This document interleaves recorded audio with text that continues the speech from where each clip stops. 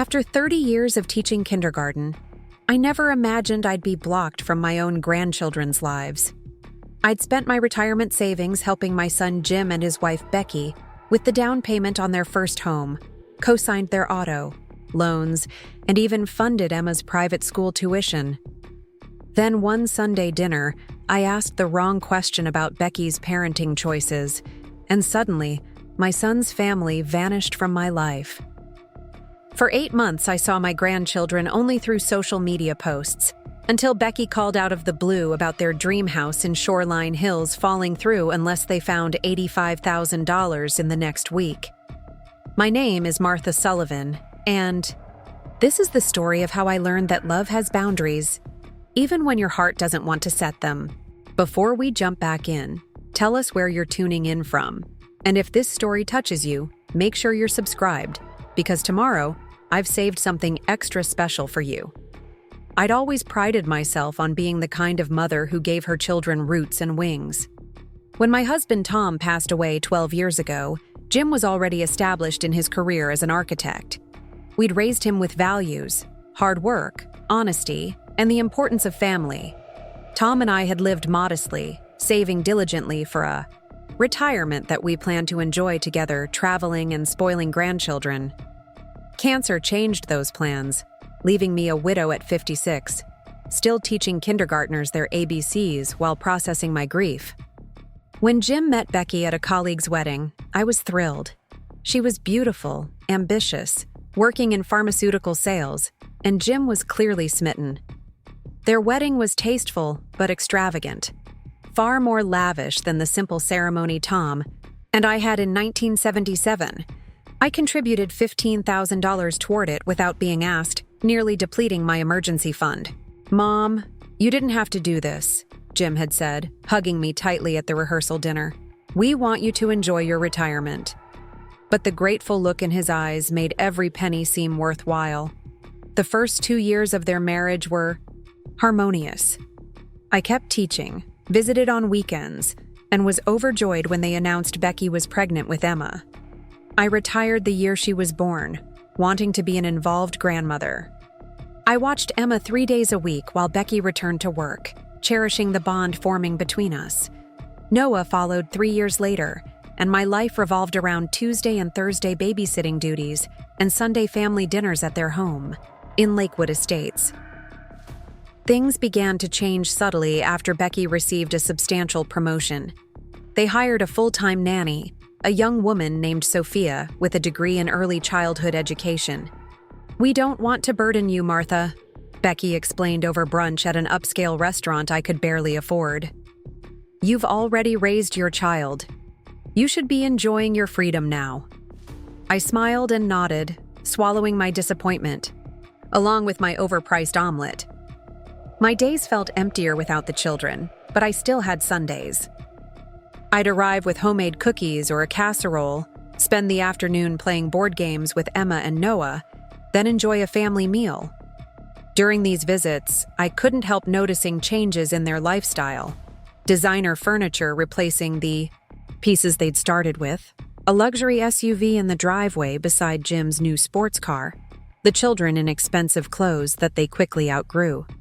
"Gamma, look at my new tablet," Noah had exclaimed one Sunday, showing me a device that cost more than my monthly pension. "Mommy says I can learn coding on it." He was 5 years old. I kept these observations to myself, remembering my own mother's wisdom. A closed mouth gathers no feet. But as months passed, I noticed other changes too. The children constantly scheduled with activities, Emma anxious about her grades in first grade, Noah throwing tantrums when he didn't win at games. One Sunday, as Becky announced Emma would be starting competitive gymnastics requiring 6 a.m. practices 4 days a week, I finally spoke up. "Don't you think that's a lot of pressure for a 7-year-old?" I asked gently. When Jim was little, we focused on making sure childhood included plenty of free play and rest. The table went silent. Becky's smile remained fixed, but her eyes turned cold. "Parenting philosophies have evolved since the 70s, Martha. Emma needs every advantage in today's competitive world." I just worry about her having time to just be a child, I said, immediately regretting my words as Becky's posture stiffened. Well, we appreciate your concern, she replied, but Jim and I make the parenting decisions in this family. The remainder of the evening was strained. When I hugged the children goodbye, Becky mentioned they'd be taking a break from Sunday dinners due to their busy schedule. We'll call you soon to reschedule, she promised, but that call never came. What followed was a gradual freezing out that left me bewildered and heartbroken. Text messages went unanswered for days. Invitations to meet at the park were declined with vague excuses. When I dropped by unannounced with Halloween costumes I'd sewn, Becky met me at the door with an apologetic but firm explanation that they were just heading out. I caught a glimpse of the children watching television in the background. After 3 weeks without seeing my grandchildren, I called Jim directly at his office. I'm worried I've done something to upset Becky, I said, trying to keep my voice steady. His response was carefully measured. Mom, Becky feels you don't respect our parenting choices. She thinks you're judgmental of our lifestyle. Jim, that's not true, I protested. I just care about the children's well-being. See, that's exactly what she means, he sighed. You're implying we don't put their well-being first. Look, it might be better if we take some space for a while, let things cool down. That space stretched into months. I was allowed a brief visit on Christmas Day. 2 uncomfortable hours where I watched Becky document the children opening mountains of presents for her Instagram followers. For Emma's birthday in February, I was told they were keeping it small. This year, just immediate family. Though social media later revealed a lavish party with pony rides and a professional photographer, my friend Ruth urged me to assert my rights. You could speak to a family lawyer, she suggested during one of our coffee meetings where I fought back tears describing my isolation. Grandparents have visitation rights in some circumstances. But I couldn't bear the thought of dragging the situation into legal territory. He's my only child, Ruth. If I push too hard, I might lose them completely. Instead, I threw myself into volunteering at the community center, teaching a reading program for underprivileged children. I joined a support group for grandparents. In similar situations, finding some comfort in shared experiences. I began selling my handmade quilts at local craft fairs, supplementing my teacher's pension that felt increasingly inadequate as inflation rose. 8 months after our falling out on a rainy Tuesday afternoon, my phone rang with Becky's name on the caller ID. My heart raced as I answered. Martha, she said, her voice warm and friendly as if nothing had ever happened between us. It's been too long. We've been meaning to call. We exchanged pleasantries, Becky asking about my health and activities with a level of interest she'd never shown before. Then came the real purpose of her call. So, we have some exciting news, she gushed. We've found our forever home. An absolute dream property in Shoreline Hills with water views and enough space for the kids to each have their own wing. The schools are the best in the state. That sounds lovely, I replied, wondering why she was sharing this after months of silence. The thing is, she continued, her voice taking on a confiding tone, we hit a small snag with financing. The sellers received another offer and want to close in 2 weeks. Our lender needs more time unless we can increase our down payment by $85,000. My stomach tightened as I realized where this was heading. Jim mentioned you've always been so generous, and you have that inheritance from Tom that you've been saving. We'd pay you back, of course, once our current house sells. The children would have so much more room to grow and play. They miss you terribly, by the way. Emma was just saying yesterday how she wishes Gamma could come see her new gymnastics routine. The manipulation was so transparent it almost took my breath away. 8 months of being kept from my grandchildren, and now suddenly they missed me, right when Becky and Jim needed financial help. I'd need to think about it, I said carefully. That's a significant amount of money. Of course, Becky replied, her tone cooling slightly. But the sellers need an answer by Friday. Oh, and we're having a family barbecue this Sunday. The children would love to see you. After we hung up, I sat in my small apartment living room, looking at the framed photos of Emma and Noah that hadn't been updated in nearly a year. Tom's life insurance and our modest savings had been carefully managed to support my retirement. After helping Jim and Becky with their first home down payment and various other expenses over the years, the remaining funds were my only safety net. That night, I couldn't sleep. I kept thinking about Emma and Noah, how quickly they must be, growing, the milestones I'd missed. Part of me wanted to give Becky and Jim whatever they asked for, just to regain access to my grandchildren. Another part recognized this for what it was: emotional blackmail. Preparing and narrating this story took us a lot of time, so if you are enjoying it, subscribe to our channel. It means a lot to us. Now back to the story. The next morning, I called Michael Pierce, the financial advisor who had helped me manage my resources since Tom's death. "Martha, to be blunt, you can't afford this," he said after I explained the situation. "Your retirement planning is already more constrained than I'd like. Taking out $85,000 now would significantly impact your long-term security, especially with your recent medical expenses." He was referring to my knee replacement surgery the previous year, a procedure that had depleted much of my supplemental Medicare coverage benefits. "What if they pay me back as promised?" I asked, already knowing the answer. Michael's silence spoke volumes. "Do you have anything in writing about repayment terms, interest, timeline?" I didn't, of course, just as I'd had nothing in writing for the other loans that had never been repaid. That afternoon, I met with Ruth at our usual coffee shop. She listened patiently as I described Becky's call and my conflicted feelings. "Martha," she said finally, "what would Tom advise if he were here?" The question struck me with unexpected force. Tom had always been the practical one in our marriage, loving but clear-eyed about people's motivations. He'd been concerned about Jim's spending habits even in college, implementing tough love when necessary. He'd say I'm being taken advantage of, I admitted. He'd tell me that real relationships can't be bought.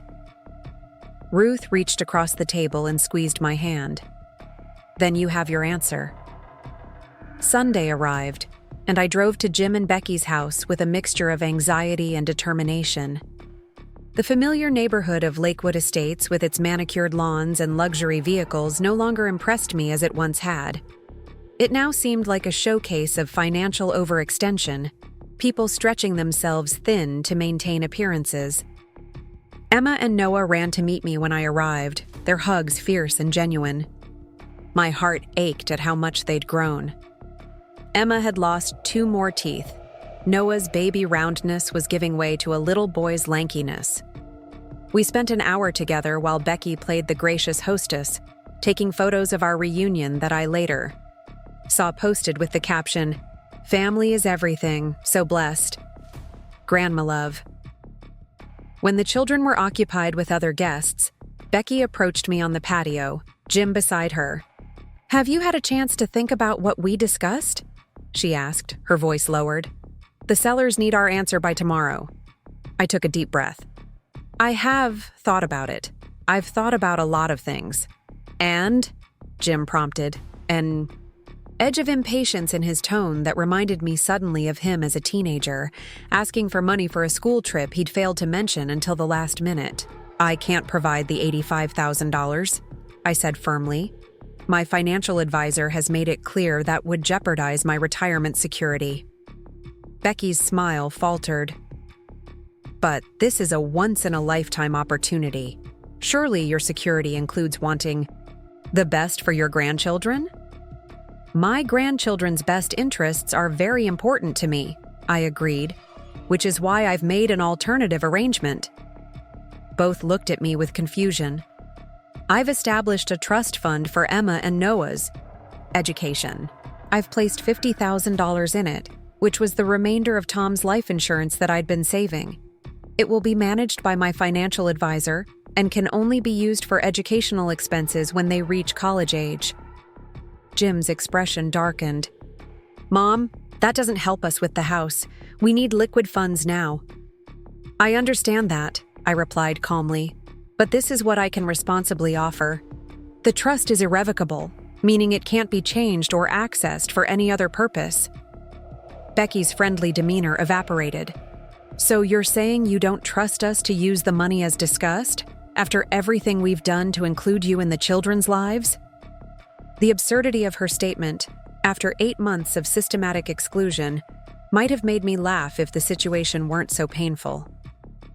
What I'm saying, I continued steadily, is that I'm making a decision that honors both my responsibilities to my grandchildren and to myself. I'm also saying that my relationship with Emma and Noah can't be contingent on financial support. Jim stepped closer, lowering his voice.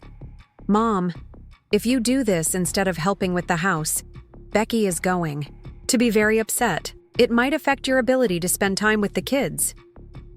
The threat was barely veiled, but instead of the panic such words would have triggered months ago, I felt a strange calm. Jim, listen carefully. I love you and your family more than anything, but I won't be manipulated or threatened regarding my grandchildren. If regular access to them comes with financial conditions, then that's not a genuine relationship. It's a transaction. His face flushed. That's not what this is. Then prove it, I challenged gently. Accept my decision about the trust. Find another solution for your financing issue, and let's rebuild our family relationship based on love and respect rather than money. The conversation ended abruptly as Becky called Jim away to help with the grill. The remainder of the barbecue was tense, with Becky barely acknowledging my presence. When it was time to leave, I hugged Emma and Noah tightly, unsure when I might see them again. I love you both so much, I told them. Gamma's door is always open to you. Noah looked up at me with serious eyes. Can we come to your house soon? Daddy said maybe we could. I hope so, sweetheart, I replied, catching Jim's gaze over the child's head. The following weeks were difficult. As I expected, invitations and communication ceased again. Through mutual acquaintances, I learned Jim and Becky had given up on the Shoreline Hills house and were exploring other options. I maintained my routine, volunteering, quilting, meeting with Ruth, while the ache of separation became a familiar companion. 3 weeks after the barbecue, my doorbell rang on a Saturday morning. When I opened it, Jim stood there alone, looking tired and subdued. Can we talk? He asked. Over coffee at my small kitchen table, my son opened up in a way he hadn't in years. The pursuit of an ever more luxurious lifestyle had put tremendous strain on their finances and his marriage. Becky's income had recently been reduced when her company restructured, and they were carrying substantial debt. The trust fund you set up, he said, staring into his cup. It was actually a wake-up call. It made me realize we've been mortgaging the kids' future for appearances. I never meant to cause problems between you and Becky, I said softly. You didn't, he sighed. You just exposed problems that were already there. We're seeing a financial counselor now, scaling back. Sophia the nanny is gone. Becky's working from home 3 days a week. We're selling the second car. I listened, offering support without advice. When he finished, Jim looked up with reddened eyes. I'm sorry, Mom, for letting Becky push you out of our lives, for only calling when we needed money. Dad would be so disappointed in me. Your father would be proud of you for recognizing when a course correction was needed, I replied, reaching for his hand across the table. That takes courage. We talked for hours, more honestly than we had in years. Before leaving, Jim asked if I would be willing to take the children overnight the following weekend. Becky and I need some time to talk through things, make some hard decisions, and the kids miss you. They keep asking when they can see your apartment. The following Friday, Emma and Noah arrived with overnight bags and excited chatter. My modest, Apartment became a place of blanket forts and board games, pancake breakfasts and bedtime stories. Sunday afternoon, when Jim came to collect them, Emma asked if they could come again next weekend. "I think that could be arranged," Jim said, meeting my eyes with a small smile. That was 6 months ago. Now I have the children every other weekend, and for dinner each Wednesday. Becky and I have established a careful truce, not the warm relationship I might have wished for, but a respectful coexistence centered around the children's well-being. Jim and Becky ultimately sold their house in Lakewood Estates and purchased a smaller home closer to my apartment. They've scaled back expenses significantly, focusing on reducing debt. The trust fund for the children remains intact, growing, slowly for their future education. Last month, while helping Emma with a family tree project for school, she asked me about Silver Lake, the place where our family had vacationed when Jim was a child. "Your daddy loved those summers," I told her. "Building sandcastles, learning to fish with Grandpa Tom, roasting marshmallows around the campfire." "Can we go there someday?" she asked, eyes wide with interest. "Actually," I smiled, "I think we can arrange that very soon." What Jim doesn't know yet is that I've purchased a small cottage on Silver Lake. Nothing fancy, just a peaceful place with 2 bedrooms and a screened porch overlooking the water.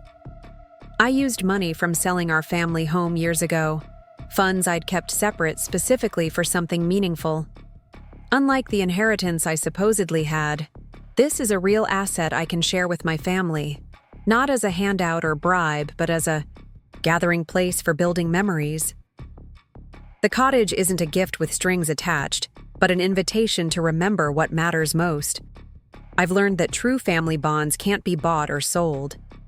They're built through presence, through showing up in both difficult conversations and joyful moments. Sometimes love means saying no to unreasonable demands. Sometimes it means creating boundaries that ultimately strengthen rather than damage relationships.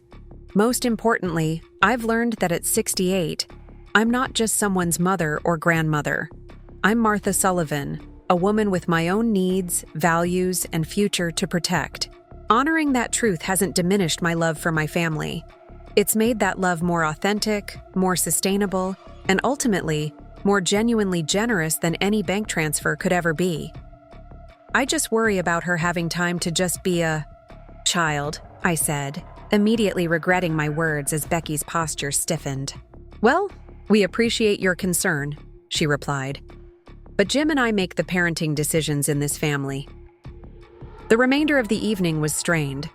When I hugged the children goodbye, Becky mentioned they'd be taking a break from Sunday dinners due to their busy schedule. "We'll call you soon to reschedule," she promised, but that call never came. What followed was a gradual freezing out that left me bewildered and heartbroken. Text messages went unanswered for days. Invitations to meet at the park were declined with vague excuses. When I dropped by unannounced with Halloween costumes I'd sewn, Becky met me at the door with an apologetic but firm explanation that they were just heading out. I caught a glimpse of the children watching television in the background. After 3 weeks without seeing my grandchildren, I called Jim directly at his office. "I'm worried I've done something to upset Becky," I said, trying to keep my voice steady. His response was carefully measured. "Mom, Becky feels you don't respect our parenting choices. She thinks you're judgmental of our lifestyle." "Jim, that's not true," I protested. "I just care about the children's well-being." "See, that's exactly what she means," he sighed. "You're implying we don't put their well-being first. Look, it might be better if we take some space for a while. Let things cool down." That space stretched into months. I was allowed a brief visit on Christmas Day. 2 uncomfortable hours where I watched Becky document the children opening mountains of presents for her Instagram followers. For Emma's birthday in February, I was told they were keeping it small. This year, just immediate family.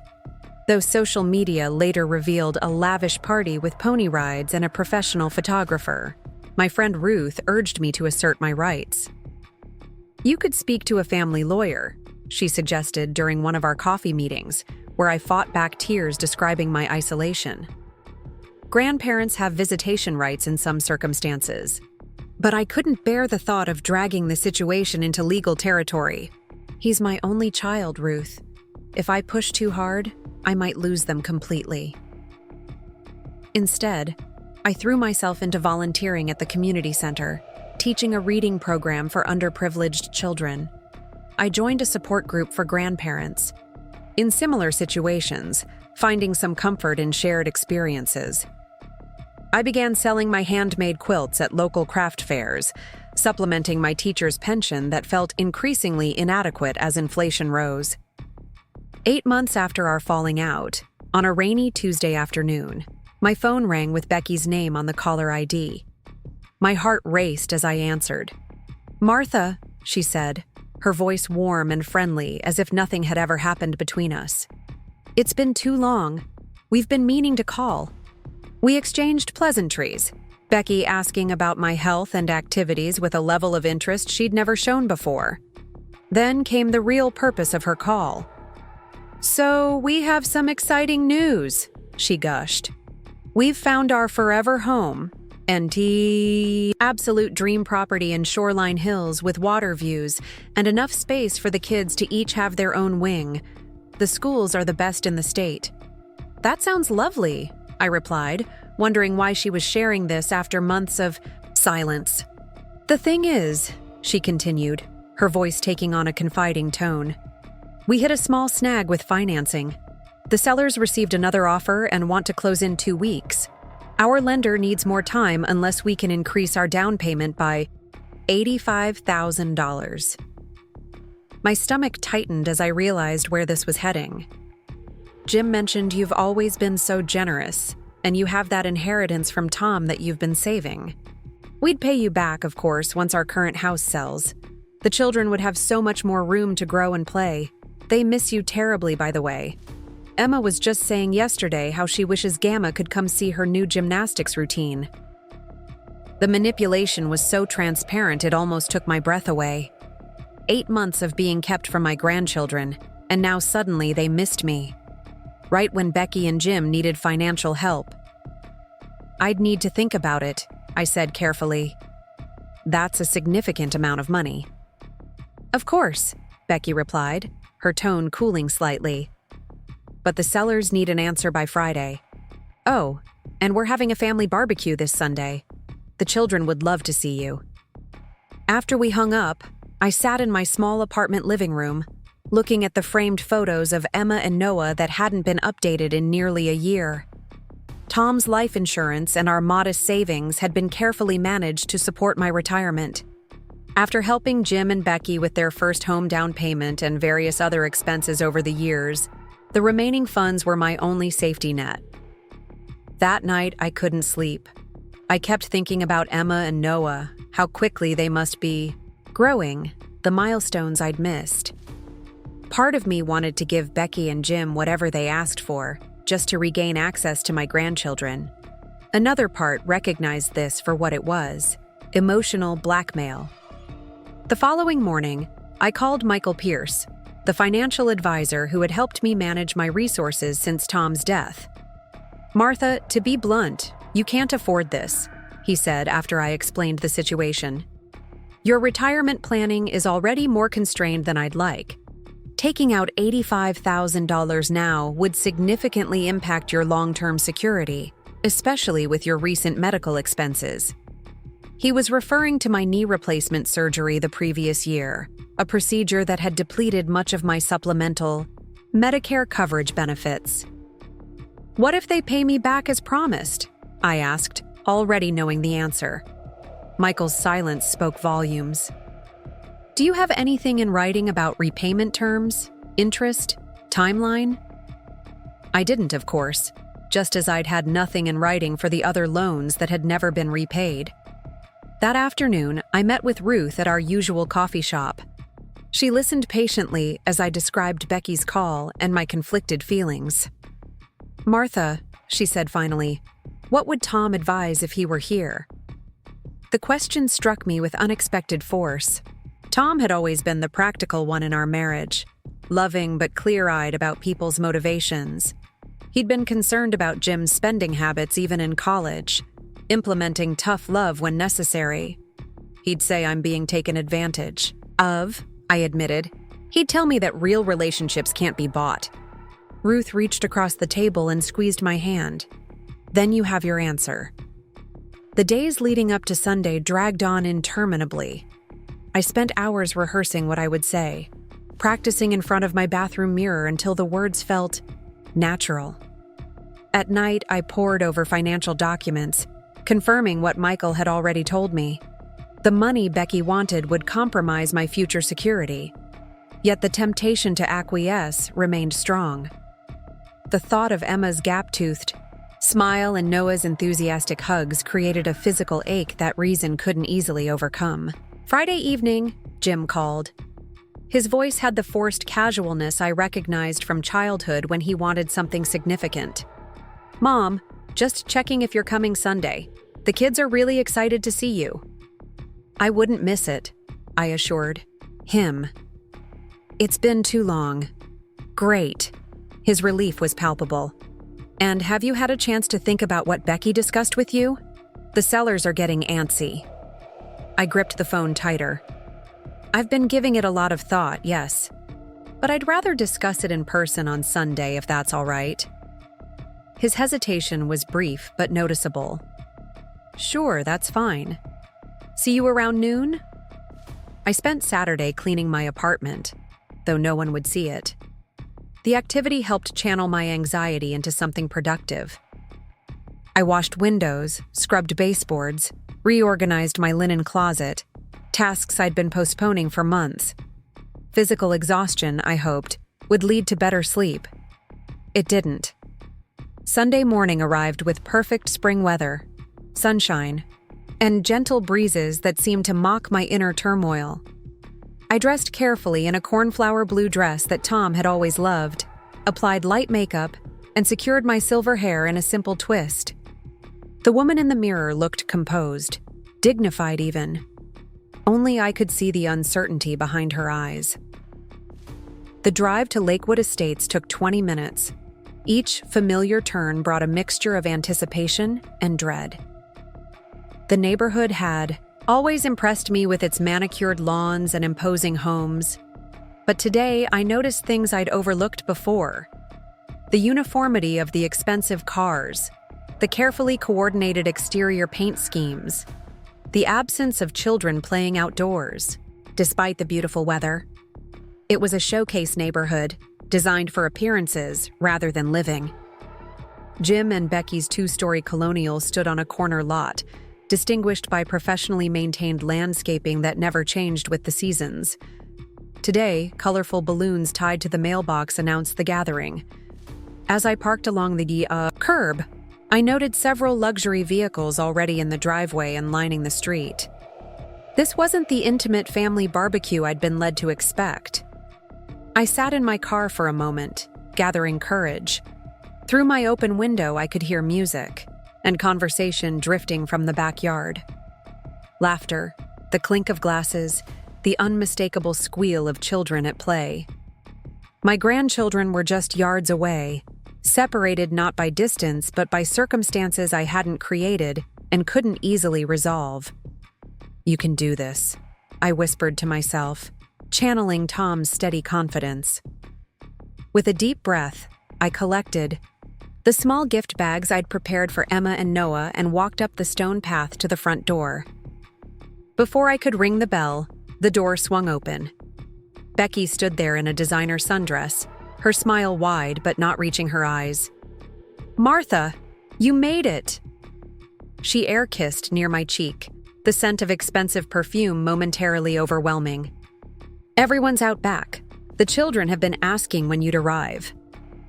I followed her through the house, noting new furniture in the living room, sleek, modern pieces that replaced the comfortable sectional where we'd once watched movies together.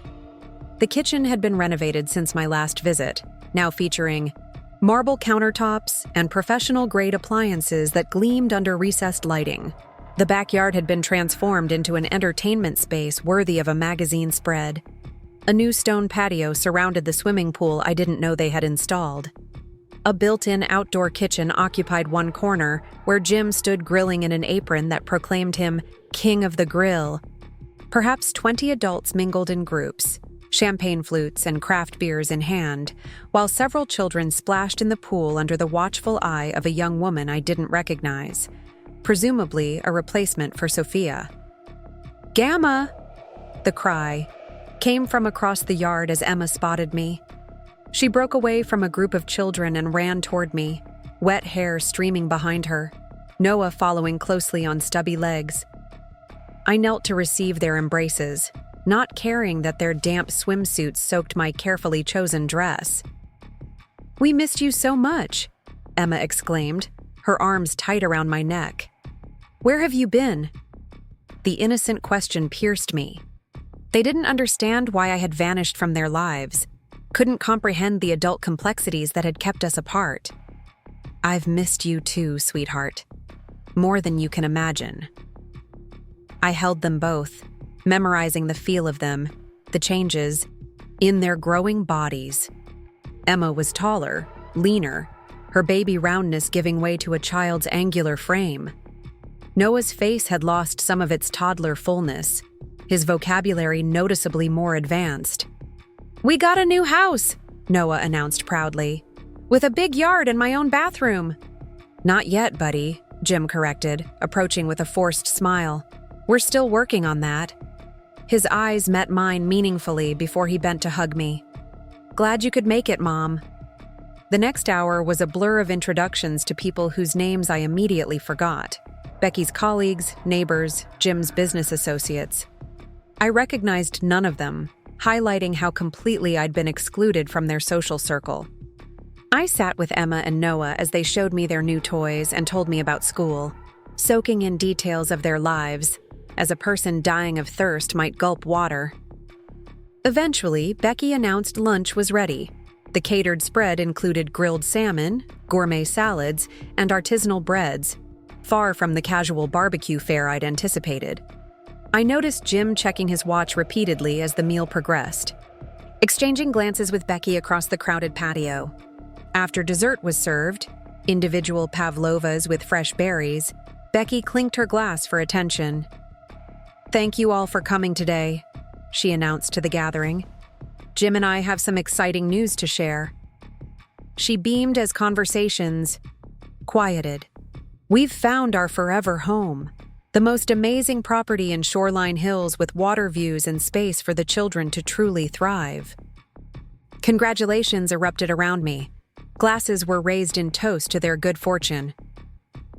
"We're just finalizing some details," Jim added, his gaze drifting toward me. "But if all goes well, we'll be moving within the month." The implication was clear.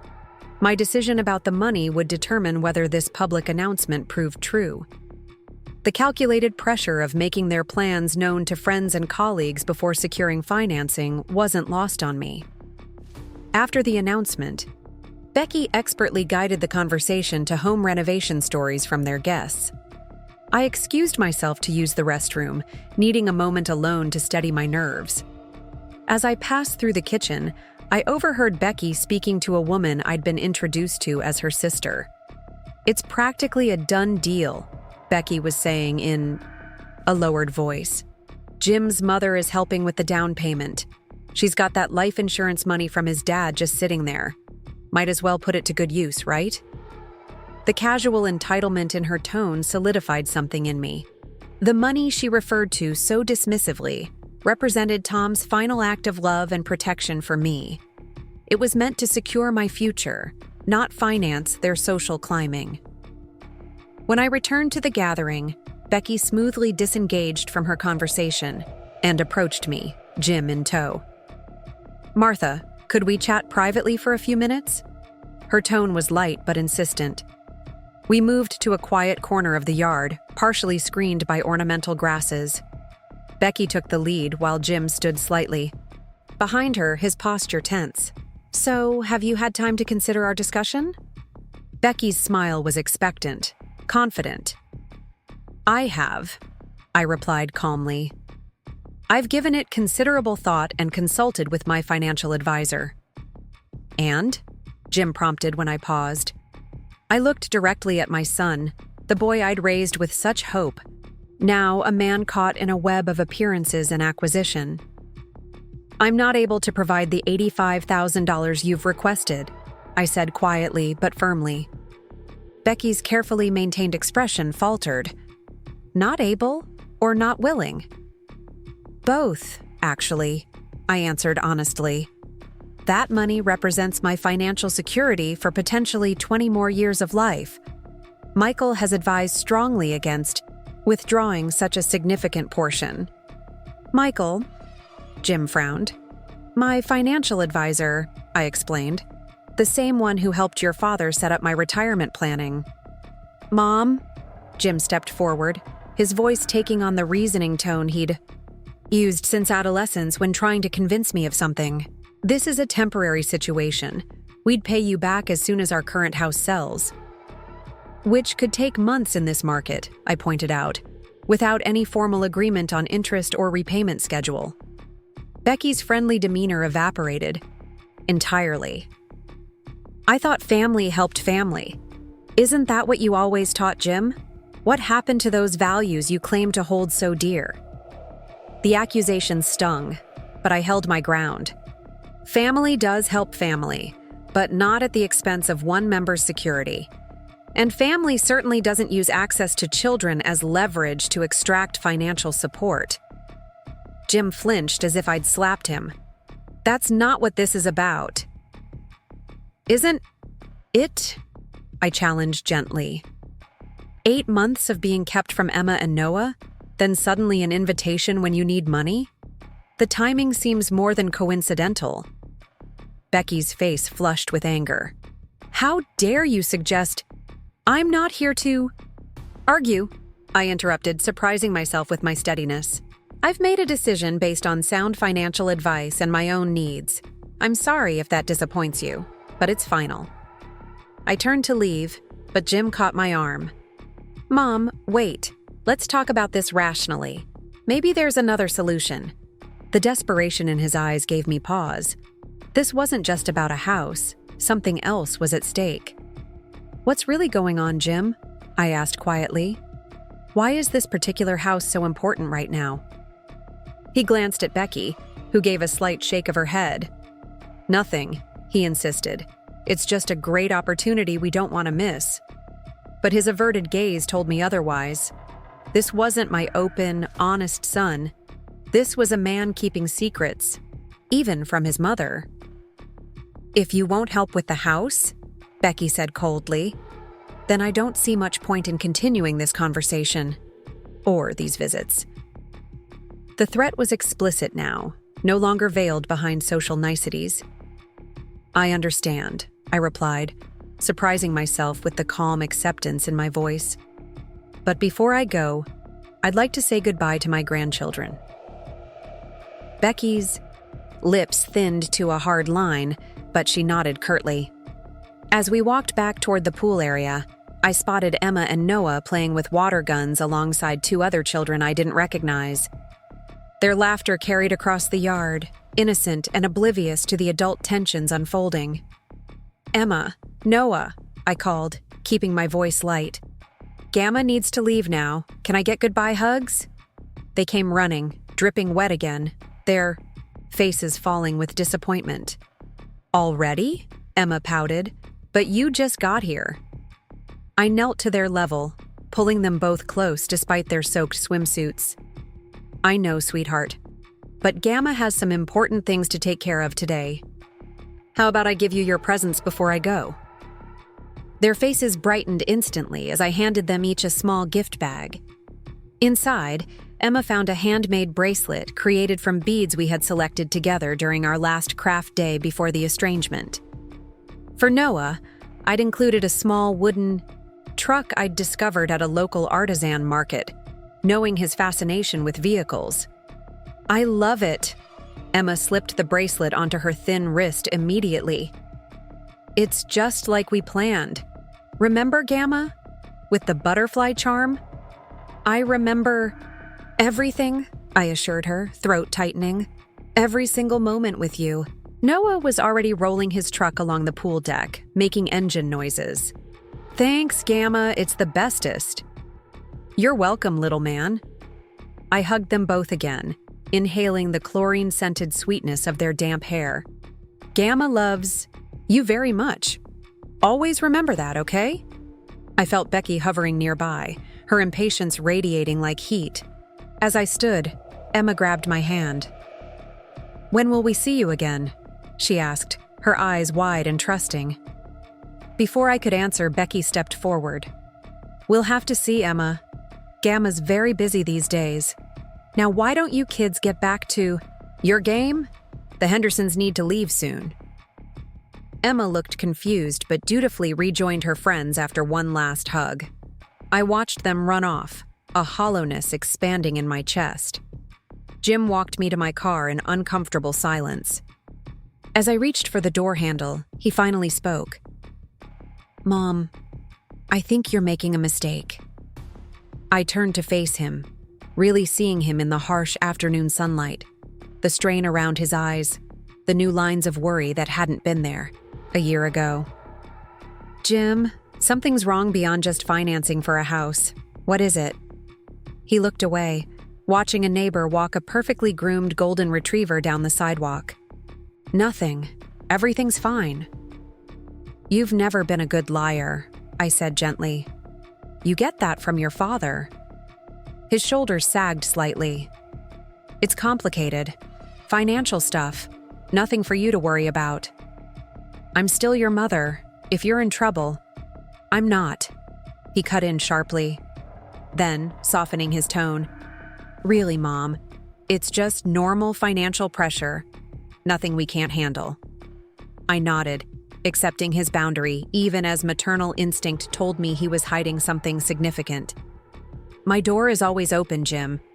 For conversation, for help that doesn't involve depleting my retirement fund, for rebuilding our relationship. The children are welcome anytime." His expression softened briefly, a glimpse of my son beneath the facade he'd constructed. "I know, Mom.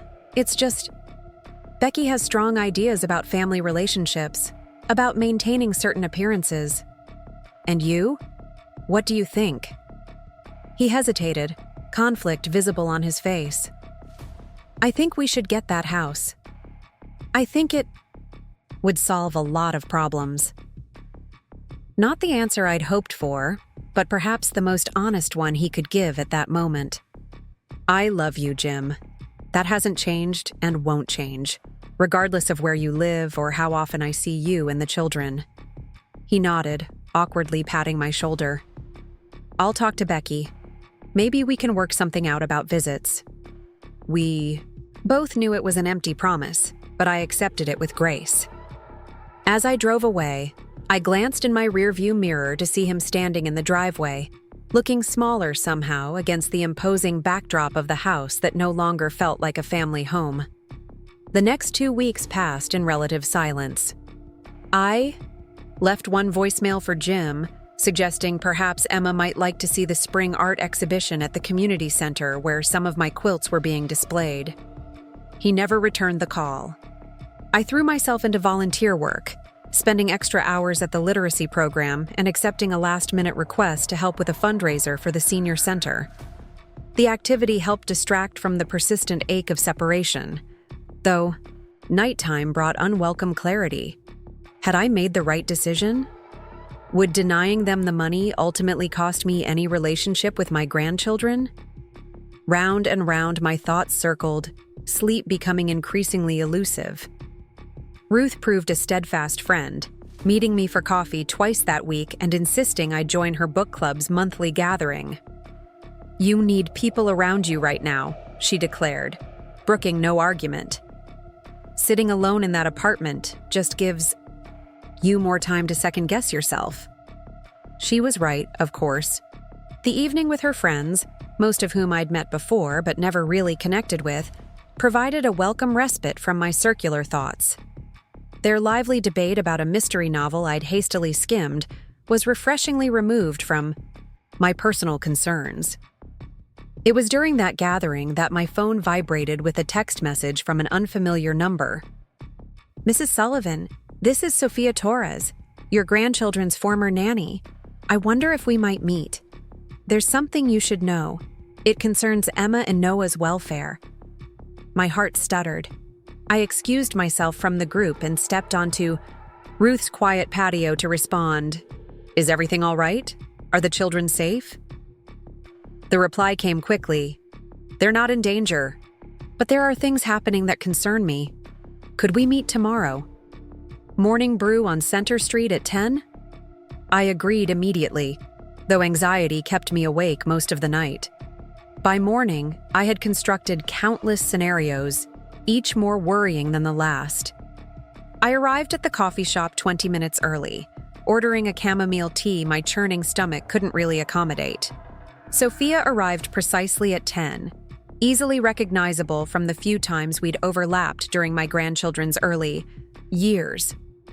She was Latina, perhaps in her mid-30s now, professionally dressed with a calm demeanor that had likely served her well in childcare. She ordered coffee before joining me at my corner table. "Thank you for meeting me," she began, her voice soft but steady. "I wasn't sure if you'd remember me." "Of course I do. You were with the family for almost 3 years, if I recall correctly." She nodded. 3 years and 2 months? I left about 6 weeks ago." "The children mentioned you often, always fondly," I assured her. "May I ask why you contacted me? Your message mentioned concerns about their welfare." Sophia cupped her hands around her coffee mug, seemingly gathering her thoughts. "Mrs. Sullivan, I want to be clear that I'm not here out of spite or revenge. I genuinely care about Emma and Noah. That's my only motivation." "I understand," I said, though anxiety tightened my chest. "Please just tell me what's happening." She took a deep breath. "The Sullivans are in serious financial trouble, much more than they're letting on to friends and family." This wasn't entirely surprising given Jim's behavior at the barbecue, but her grave expression suggested something beyond ordinary money troubles. "What kind of trouble?" I asked. Based on conversations I overheard and documents I occasionally saw while working in their home office, they're deeply in debt. Credit cards maxed out, second mortgage on the house, payments behind on Jim's car. But that's not the worst of it. She lowered her voice. Jim has been borrowing money from his company's client trust accounts. The implications hit me like a physical blow. That's embezzlement." Sophia nodded grimly. "From what I understand, he's been borrowing funds temporarily, then replacing them when other payments come in. It's a dangerous game, and I believe that's why they're so desperate for this new house. The equity from selling their current home might help cover the shortfalls before anyone discovers what's happening." "How do you know all this?" I asked, trying to process the magnitude of what she was sharing. "I have a degree in accounting. Before choosing childcare, I worked in finance. One evening about 2 months ago, I was staying late with the children while Jim and Becky attended a dinner event. Noah had a nightmare, and while comforting him, I accidentally knocked some papers from Jim's home office desk. As I gathered them, I couldn't help noticing what they contained. After that, I became more observant. I sat back, mind reeling. Why are you telling me this? Have you reported it to authorities? Sophia's expression turned pained. I considered it, but without clear proof, it would be my word against his. I could be sued for defamation. Besides, I care about what happens to those children if Jim were arrested. She trailed off, the consequences too difficult to articulate. So why come to me? Because you're the only adult in their lives who seems to prioritize their well-being over appearances, she said simply. Since I left, 3 different sitters have come and gone. Becky's work schedule has become more demanding as she tries to increase her income. The children are increasingly anxious, especially Emma. She's having trouble at school, crying frequently, complaining of stomach aches. My heart ached for my grandchildren, caught in circumstances beyond their understanding or control. I'm not sure what I can do, I admitted. I've been effectively cut out of their lives. That may change soon, Sophia predicted. When their plan to get money from you failed, I heard Becky mention approaching her parents. Apparently, they refused. As well, citing previous loans that weren't repaid. They're running out of options. I thought of Jim standing in his driveway, looking lost and diminished. My son was in serious trouble, potentially legal trouble, and had been unable or unwilling to ask for help beyond financial bailout. Thank you for telling me this, I said finally, though I'm not sure how to proceed with the information. Sophia handed me a folded piece of paper. This is my contact information. I've also written down the name of a financial advisor who specializes in debt restructuring and an attorney who handles white-collar issues discreetly. Just in case. As she prepared to leave, I touched her arm. May I ask one more question? Why did you really leave your position with them? A shadow crossed her face. I was asked to participate in something unethical. Nothing illegal, she added quickly, seeing my expression. But Becky wanted me to help fabricate documentation for Emma's school, claiming special needs accommodations she doesn't require to give her advantages on standardized testing. When I refused, the working environment became uncomfortable.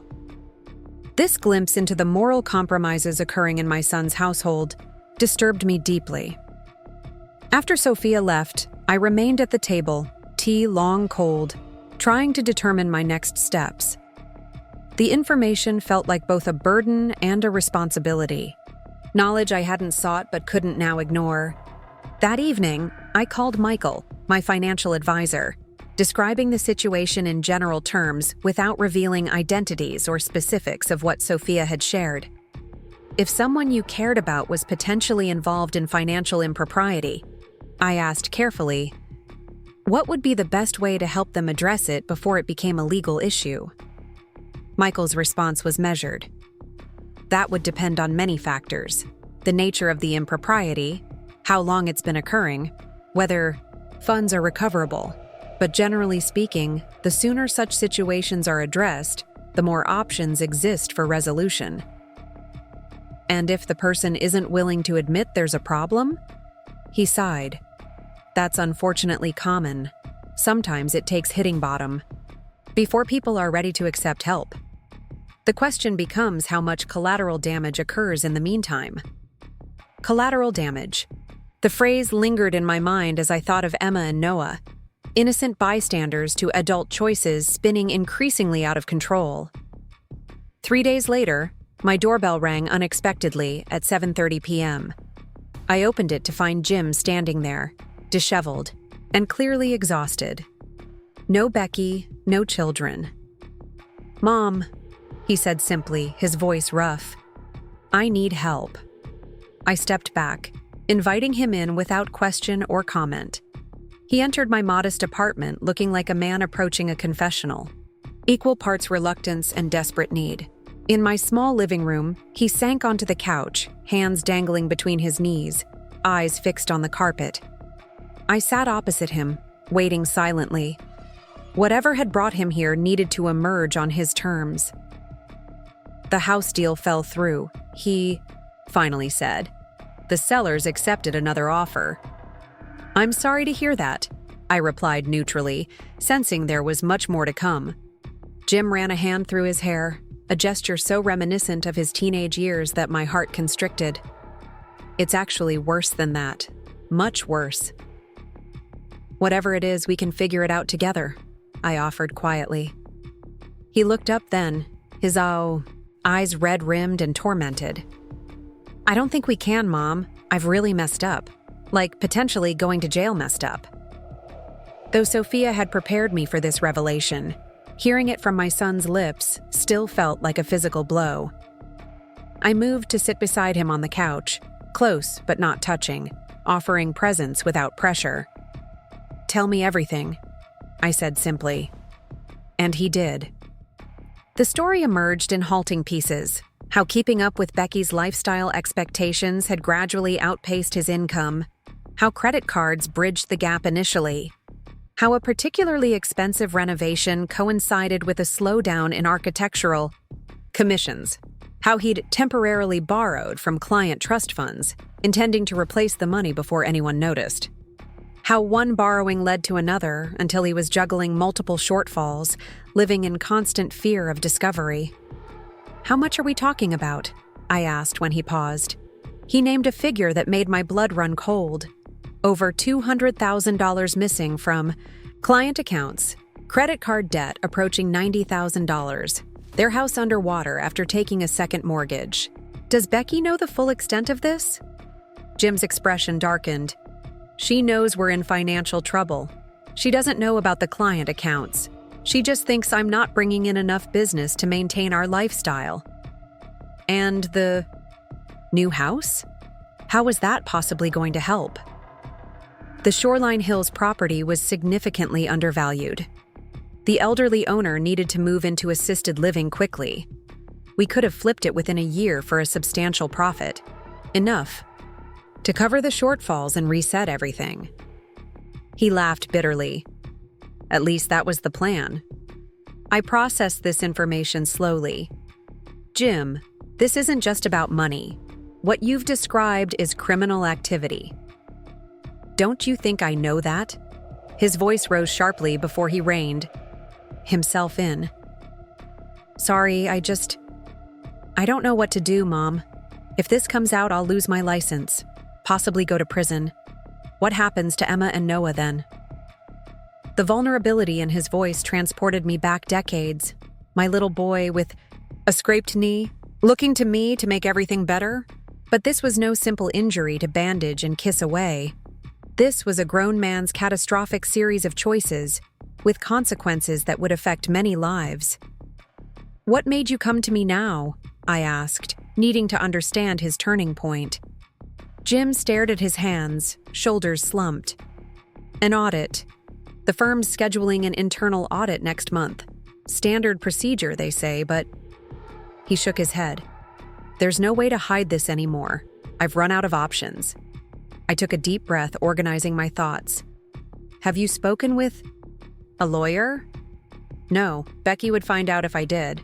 She monitors our accounts obsessively." "What about the children? Do they sense something's wrong?" His face crumpled. "Emma's been having nightmares. She overheard Becky and me arguing about money. Noah's been acting out at preschool. The teacher called last week." I nodded, Sophia's concerns confirmed. "Jim, look at me." I waited until his eyes met mine. "This is extremely serious, but not unfixable. Not yet. But you need to be completely honest about everything from this point forward. No more hiding or magical thinking. What can I possibly do? The money's gone, Mom. We've spent it." "Not all solutions involve money," I said quietly. "Some involve courage." His laugh was hollow. "Courage to go to prison?" "Courage to face consequences, yes. But also courage to rebuild, to make amends, to create a life based on truth rather than appearances." I reached for his hand. "You're not alone in this, Jim, but I won't enable further deception." We talked for hours, mapping out a strategy. First, he would need proper legal counsel, someone specializing in financial impropriety who could advise on potential options for restitution, self-reporting, and damage mitigation. Second, he would need to be honest with Becky, regardless of her reaction. Third, practical steps toward financial stability would be necessary, starting with listing their house and drastically reducing expenses. "What about the firm?" he asked, the fear evident in his voice. "The moment they discover the shortages." "That's why the legal counsel comes first," I explained. "Before approaching anyone, you need to understand your options. Self-reporting with a plan for full restitution might result in different outcomes than having it discovered in an audit." Jim nodded slowly, mental exhaustion evident in every line of his body. "And where will this money for restitution come from?" "I've liquidated everything of value already." I considered my next words carefully. I can help, but not in the way you initially asked. I won't give you $85,000 for a speculative house purchase, but I might be able to assist with legal fees and partial restitution, depending on the attorney's guidance. Hope flickered briefly in his eyes. You'd still help me? After everything? You're my son, I said simply. I won't help you hide from consequences or continue destructive patterns, but I will help you face this and rebuild if that's truly what you want. What about the children? He asked, vulnerability raw in his voice. They need stability, security, truth appropriate to their ages, and they need their father, even if circumstances change dramatically. I squeezed his hand. Whatever happens, we'll make sure they're cared for. I promise you that. As Jim prepared to leave near midnight, he paused at the door. Becky's going to blame you when she finds out about all this. She'll say if you'd just given us the money for the house, none of this would have come to light. Perhaps, I acknowledged. But hiding problems doesn't solve them. It only postpones and usually magnifies the consequences. He nodded, a glimmer of the thoughtful boy I'd raised visible beneath the troubled man. I'm sorry, Mom, for shutting you out, for letting Becky dictate the terms of your relationship with the kids. We'll have time for all that later, I assured him. Right now, focus on the next right step. After he left, I sat up long into the night, thinking about what lay ahead. The path forward would be difficult, with no guarantee of the outcome. Jim might indeed face legal consequences. The children would certainly experience disruption. My own financial security would be impacted by whatever help I ultimately provided. Yet alongside these concerns, I felt a surprising sense of clarity. For the first time in years, perhaps since Tom's death, I was engaging with reality rather than comfortable illusions or other people's expectations. There was power in that, despite the circumstances. The next morning, I called the attorney Sophia had recommended, explaining the situation in general terms and scheduling a consultation for Jim later that day. I also contacted Michael, my financial advisor, to discuss liquidating certain investments in preparation for what might be needed. Jim texted around noon. Meeting with attorney at 2. We'll call afterward. Thank you. By evening, a framework had begun to take shape. The attorney, David Greenberg, specialized in white-collar issues and had outlined several potential approaches. Self-reporting before the audit would show good faith. A structured restitution plan might help avoid criminal charges, though professional consequences were unavoidable. Most importantly, he had contacts at the district attorney's office who could provide insight into how such cases were typically handled. Jim called after his children were asleep, speaking in hushed tones from his car parked in the driveway. I haven't told Becky yet, he admitted. David suggested having a clearer picture of the likely outcomes first, so we're working on that tomorrow. He thinks I should prepare for the worst professionally, but is cautiously optimistic about avoiding jail time if we move quickly on restitution. That's something, I acknowledged.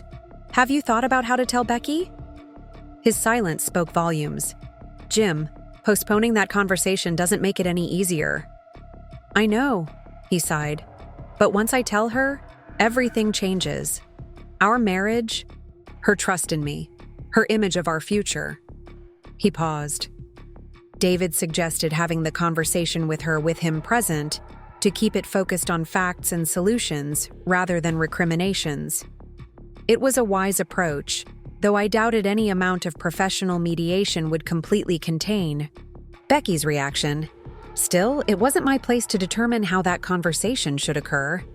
Whatever you decide, just remember that truth, however painful, creates the foundation for whatever comes next.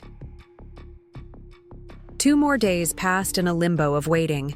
I attended my book club meeting, volunteered at the literacy program, and cleaned my apartment methodically.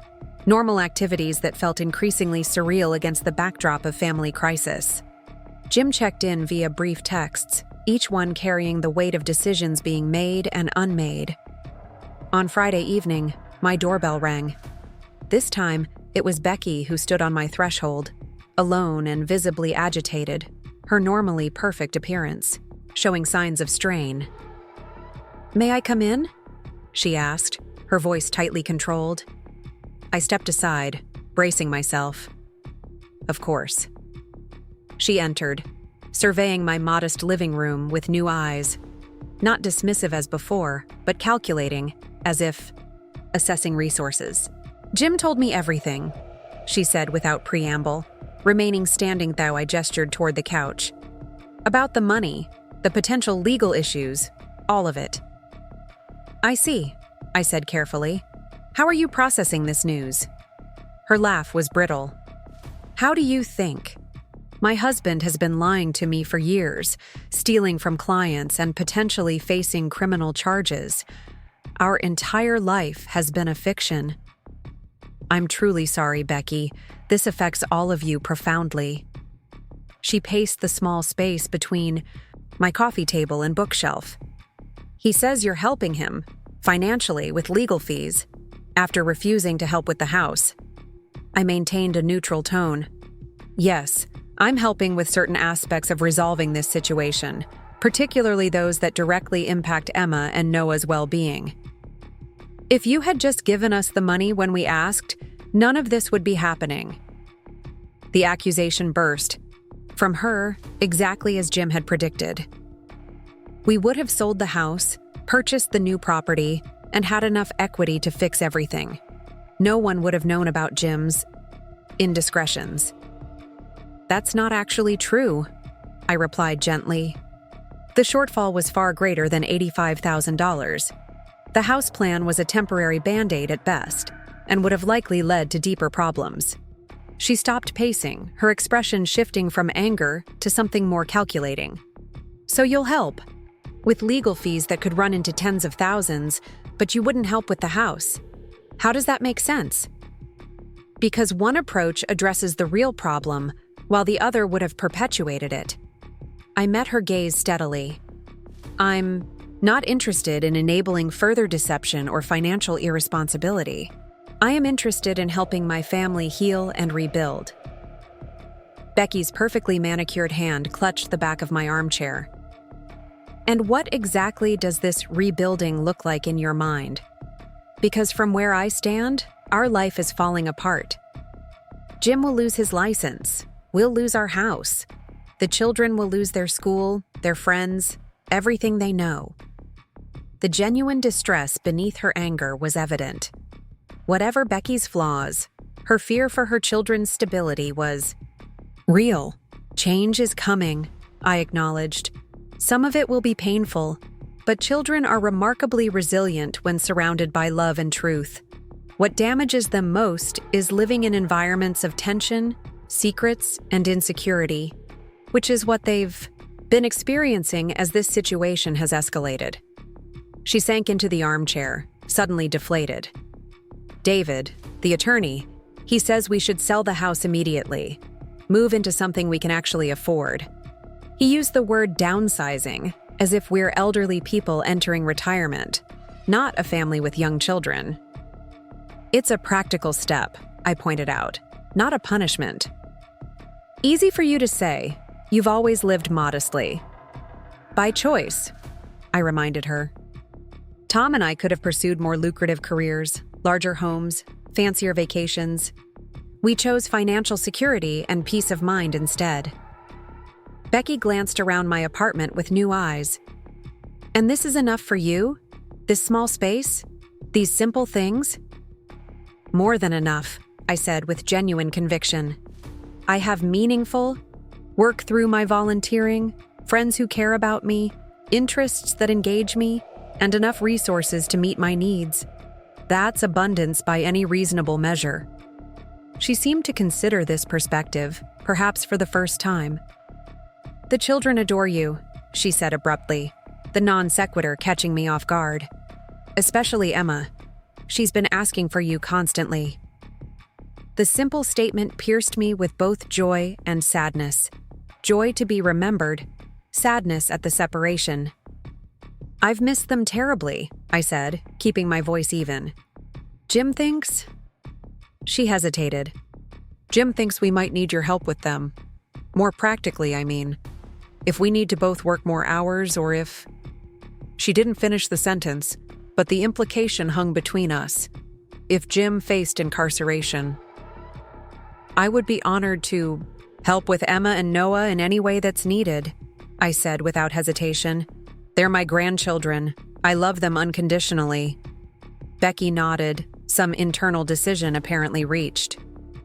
"We're telling them about the house this weekend. That we'll be moving somewhere smaller. Nothing about Jim's situation. But they need to understand changes are coming." "Would you like me to be present for that conversation?" I offered. "Sometimes having another supportive adult can help children process difficult news." She considered this briefly. "Actually, yes. Emma keeps asking for you anyway.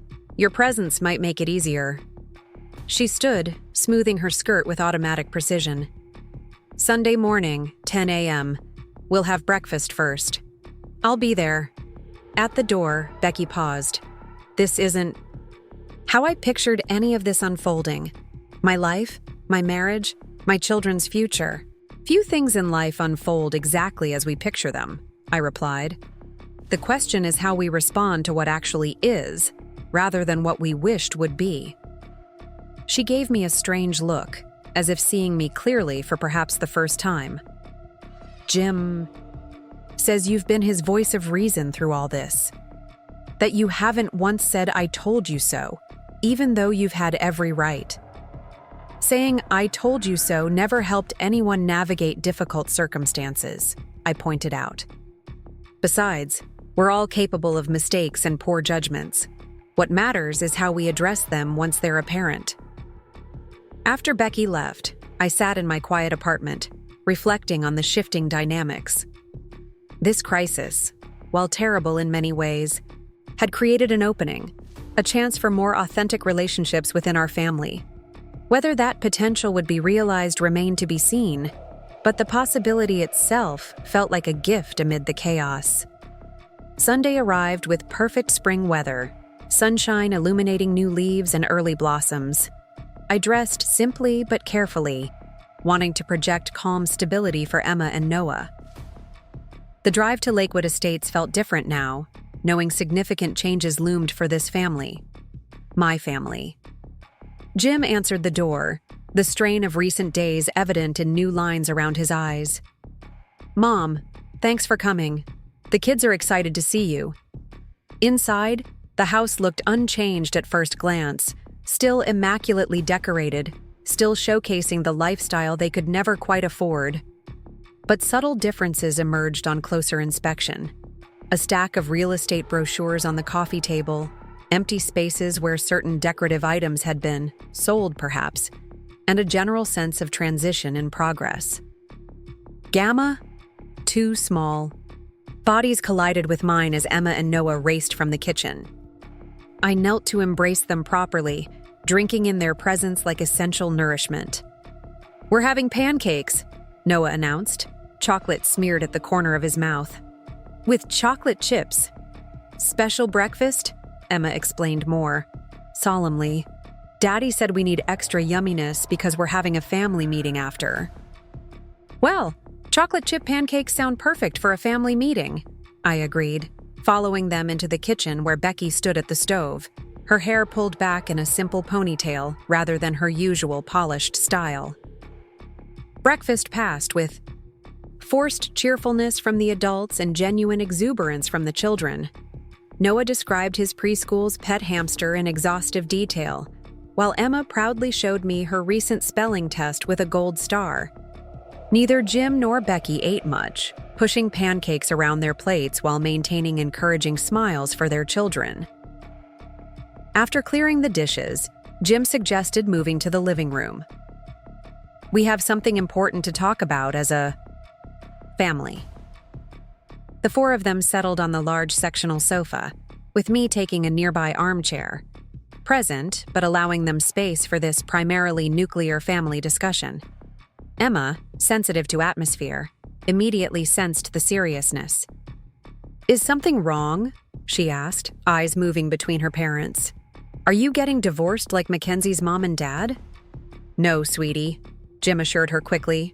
"Mom and I are not getting divorced, but we do have some changes coming up that affect our whole family." "What kind of changes?" Emma persisted, while Noah, sensing the mood shift, moved closer to Becky. Jim took a deep breath. "We're going to be moving to a different house. A smaller house, but one that's better for our family right now." "But I like our house," Noah protested immediately. "My room has stars on the ceiling."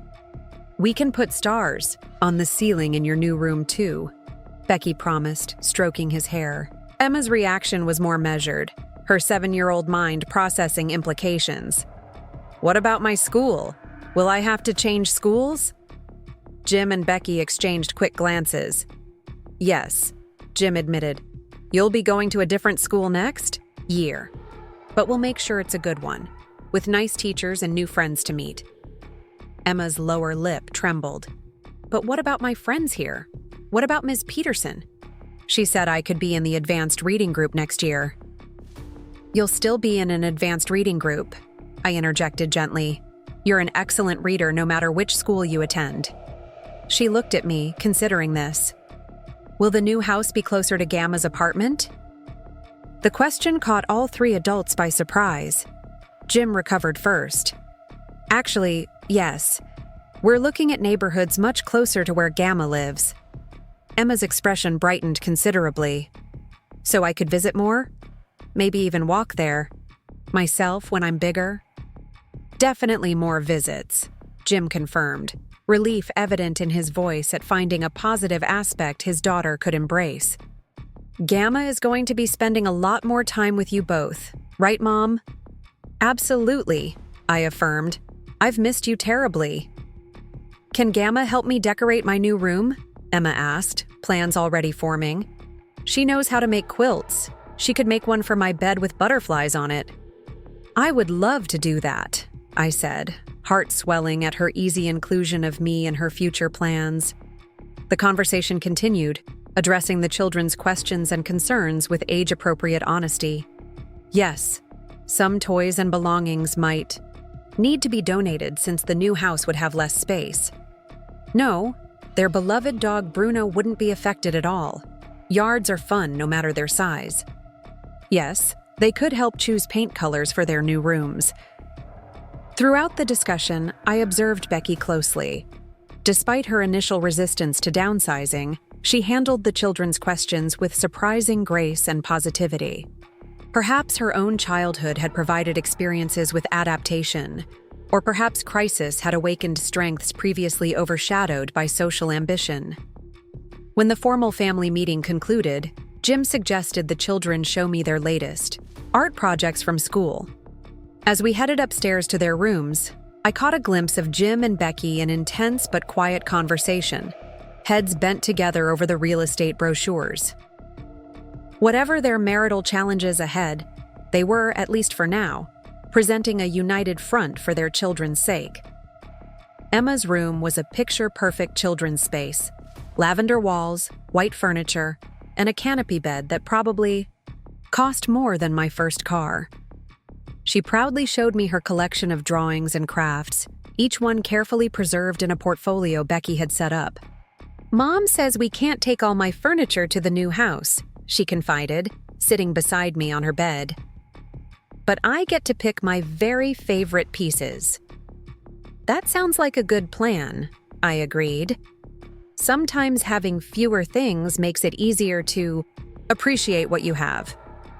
She considered this with surprising thoughtfulness for a 7-year-old. "Gamma, are we poor now?" The question startled me with its directness. "Why do you ask that, sweetheart?" Emma twisted a strand of hair around her finger, a habit she'd had since toddlerhood. "I heard Mom crying on the phone with Grandma Hammond. She said we can't afford things anymore. And Mackenzie at school says when people move to smaller houses, it's because they're poor." I chose my words carefully. respecting both her intelligence and her parents' right to determine how much she should know. Being poor or rich isn't as simple as the size of your house, Emma. Your parents are making responsible decisions about how to live within their means, which is actually a sign of wisdom, not poverty. What's within their means? She asked, pronouncing the phrase with careful precision. It means spending only the money you actually have, rather than money you wish you had. I smiled gently. Many people live in smaller homes not because they're poor, but because they prefer to use their money for other important things, like education or experiences or helping others. She nodded, processing this perspective. Mom says I might not be able to take gymnastics anymore, or piano lessons. That might be true for a while, I acknowledged. But there are many wonderful activities that don't cost much money. The community center where I volunteer has children's programs that are either free or very inexpensive. Like what? Art classes, beginning chess, children's choir, nature explorers. I listed several options, and I happen to know the librarian who runs the Saturday morning reading circle. She's always looking for enthusiastic readers like you. Emma's expression brightened. Could we go to those together?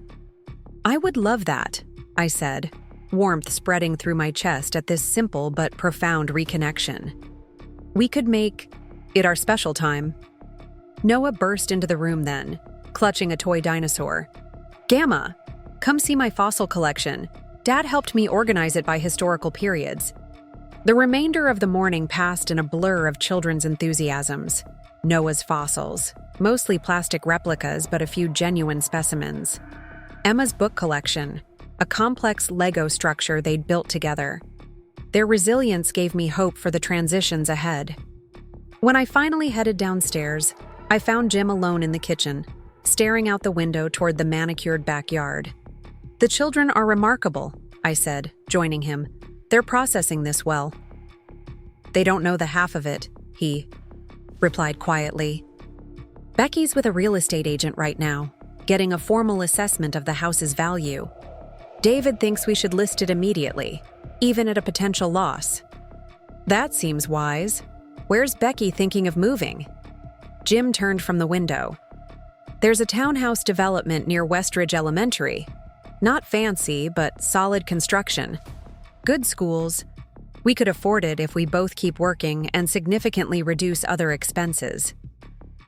That's only about 15 minutes from my apartment, I noted. That's partly why we're considering it. Your support with the children will be... His voice caught. Well, it may be essential, depending on how things unfold. I placed a hand on his arm. One day at a time, Jim. Let's not borrow trouble from a future that hasn't arrived yet. He nodded, visibly gathering himself. David has a meeting scheduled with the prosecutor's office tomorrow. Preliminary discussions only, but it might give us a clearer picture of what we're facing. Would you like me to come with you? No, but thank you. Becky's coming. He paused, searching for words. She's been surprising through all this. Angry, yes, but also practical. Focused on solutions rather than just blame. People often rise to challenges in unexpected ways, I observed. Crisis reveals character that might otherwise remain dormant. The next several weeks unfolded in a cascade of rapid changes. Jim and Becky's house went on the market, priced aggressively for quick sale. They purchased the townhouse near Westridge Elementary with a modest mortgage that reflected their new financial reality. Initial meetings with prosecutors had been cautiously promising. Jim's voluntary disclosure before discovery, commitment to full restitution, and lack of prior legal issues all worked in his favor. I had liquidated certain investments, creating a fund that would help with partial restitution while preserving enough for my own needs. The attorney's fees were substantial, but necessary, providing expertise that navigated treacherous legal waters with strategic precision. Throughout this period, my relationship with Emma and Noah flourished. With their parents preoccupied with legal meetings and logistical arrangements, I became a steady presence, helping with homework, providing transportation to remaining activities, creating stability amid upheaval. Weekend sleepovers at my apartment became regular occurrences, giving Jim and Becky space to address adult concerns while ensuring the children felt secure and loved. My relationship with Becky evolved as well, moving from mutual wariness to cautious alliance. The shared goal of protecting the children created common ground where none had existed before.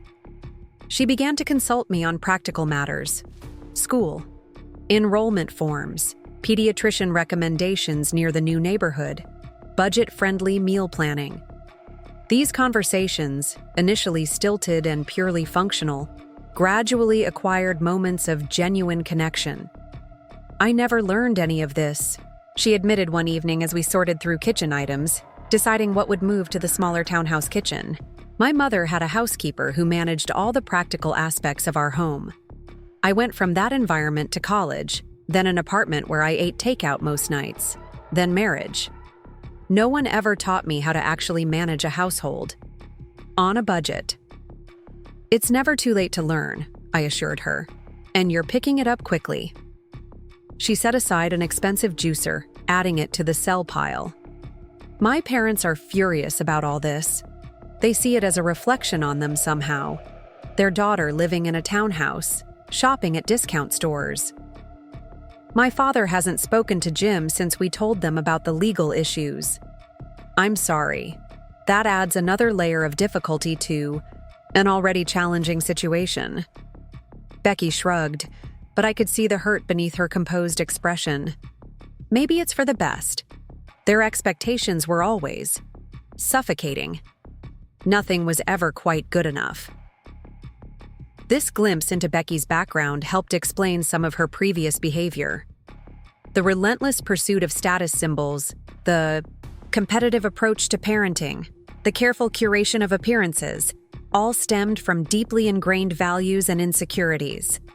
"The challenge with living to meet others' expectations," I ventured carefully, "is that the goalpost keeps moving. There's never a point of arrival, never a moment when you can rest and say, 'This is enough.'" She looked at me thoughtfully, a mixing bowl suspended in her hands. "Is that how you've lived? Believing this is enough?" "Not always," I admitted. "When Tom died, I went through a period of questioning everything. Was our modest life a mistake? Should we have traveled more, experienced more, accumulated more? But eventually, I realized that our choices had given us something precious: freedom from financial anxiety, time together, peace of mind." "Peace of mind sounds nice," Becky said wistfully. "I don't think I've ever had that." The moving day arrived in early June, coinciding with the end of the school year. The contrast between their previous home and the townhouse was stark. Approximately half the square footage, a small fenced patio instead of the expansive backyard, and shared walls with neighbors on either side. Yet as we unpacked essentials and arranged furniture, the space took on a welcoming quality that the showplace home had sometimes lacked. Emma and Noah adapted with surprising enthusiasm, excited by the novelty of secret built-in storage spaces, the community swimming pool just 2 blocks away, and the discovery of similarly aged children in adjacent units. Their resilience was a lesson in perspectives. What adults saw as downsizing, they experienced as adventure. That evening, after the children were settled in their new rooms, Jim, Becky, and I sat on the small patio with glasses of inexpensive wine, exhausted but accomplished. "So this is middle-class living," Becky observed, looking around the modest space with a mix of resignation and emerging appreciation. "It's not as terrible as I feared." Jim smiled wearily. "High praise indeed." "I mean it," she insisted. "The neighbors seem nice. The kitchen is actually more functional than our old one. The children are happy." She sipped her wine. "It could be much worse." "It still might get worse," Jim reminded her soberly. "The disciplinary hearing is next week. The professional, Consequences of Jim's actions had been unfolding in parallel with the family's relocation. While criminal charges had been avoided through a carefully negotiated agreement, including full restitution, professional sanctions were inevitable. The State Architectural Licensing Board had scheduled a hearing to determine the appropriate disciplinary action. "Let's not borrow trouble," I echoed my earlier advice. "One challenge at a time." The disciplinary hearing was as difficult as expected. Jim's architectural license was suspended for 2 years, with reinstatement contingent upon completion of ethics courses and continued adherence to the restitution agreement. While better than permanent revocation, the suspension created immediate employment challenges. Jim's firm had terminated him upon learning of the financial improprieties, leaving him unemployed just as the family's finances were most precarious. The severance package, while generous given the circumstances, would cover expenses for only a few months. "I've been thinking about this," Jim said during our family dinner the following Sunday. "While my architectural license is suspended, my drafting and design skills are still valuable. I'm looking into positions with construction companies, interior design firms, even teaching at the community college level." Becky nodded encouragingly. "And I've been offered a promotion at work. More responsibility, better salary, the hours are longer, but with Martha's help with the children." She glanced at me questioningly. "Of course," I agreed without hesitation. "My schedule is flexible. We can work out whatever arrangement makes sense." "See, we're adjusting," Becky said, with determined optimism. "It's not the life we planned, but it's a life we can make work." This new pragmatism represented significant growth from the woman who had once prioritized appearances above all else. The crisis had stripped away pretenses, forcing engagement with authentic values and priorities.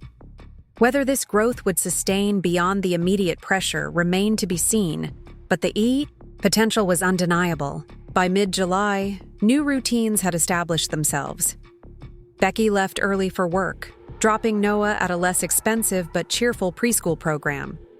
Jim took Emma to the community center's summer program before attending job interviews or completing freelance design projects secured through former colleagues sympathetic to his situation. I filled gaps in childcare, provided transportation as needed, and maintained a stable presence in the children's daily lives. One Wednesday afternoon, as Emma and I worked on a quilt for her new room, she asked a question that revealed how much she'd been processing. "Gamma, are you helping us with money now, since Daddy's in trouble?" I set down my sewing needle, giving her my full attention. "What makes you ask that, Emma?" She shrugged with deliberate casualness. "I heard Mom talking to Daddy. She said they couldn't have managed without your help. Are you giving them your money?" "Your parents and I have an arrangement that works for all of us," I explained carefully. "I'm helping in ways that I can, and they're working very hard to build a stable future for your family." She nodded, seemingly satisfied with this answer. Then, after a thoughtful pause, she added, "I'm glad you're with us more now, even if it's because of bad things happening."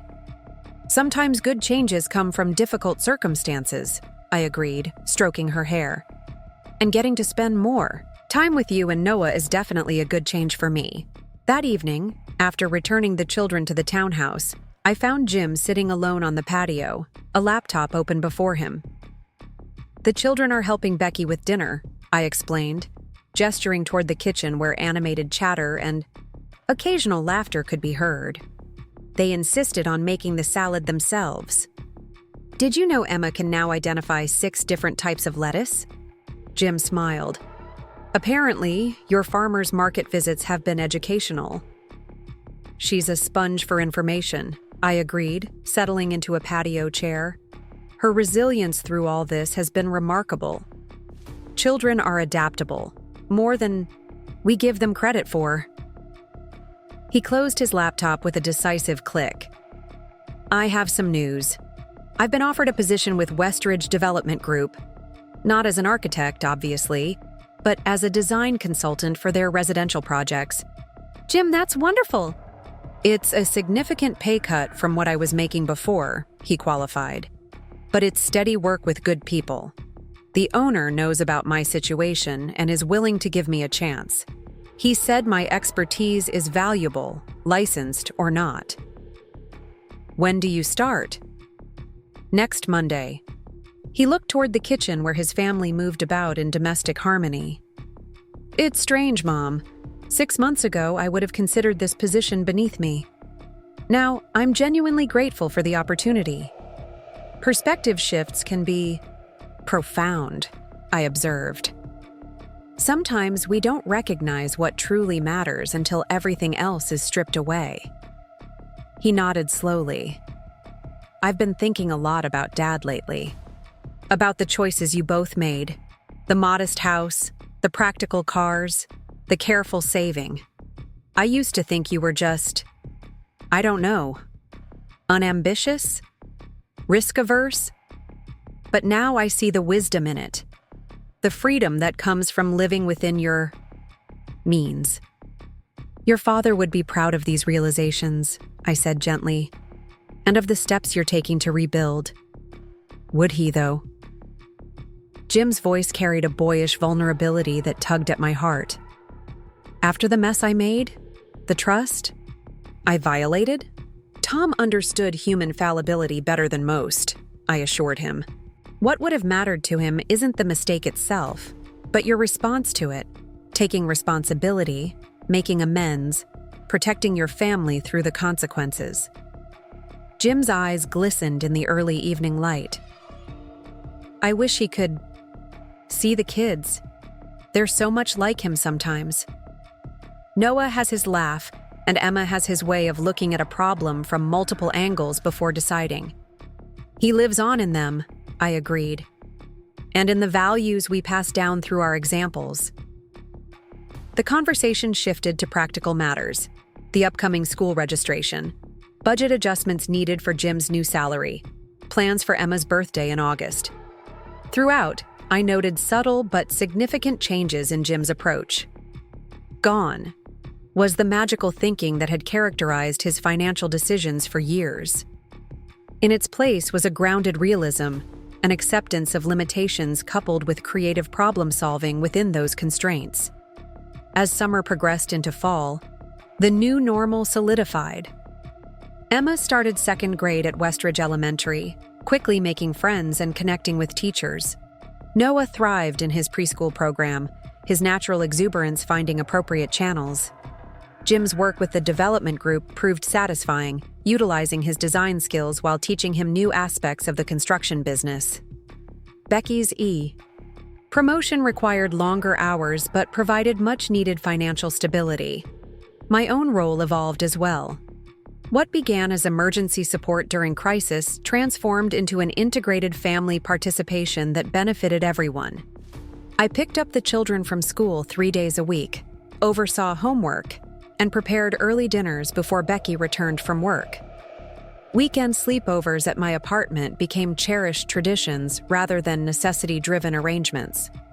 Perhaps, most surprisingly, my relationship with Becky continued to develop beyond mere practical alliance.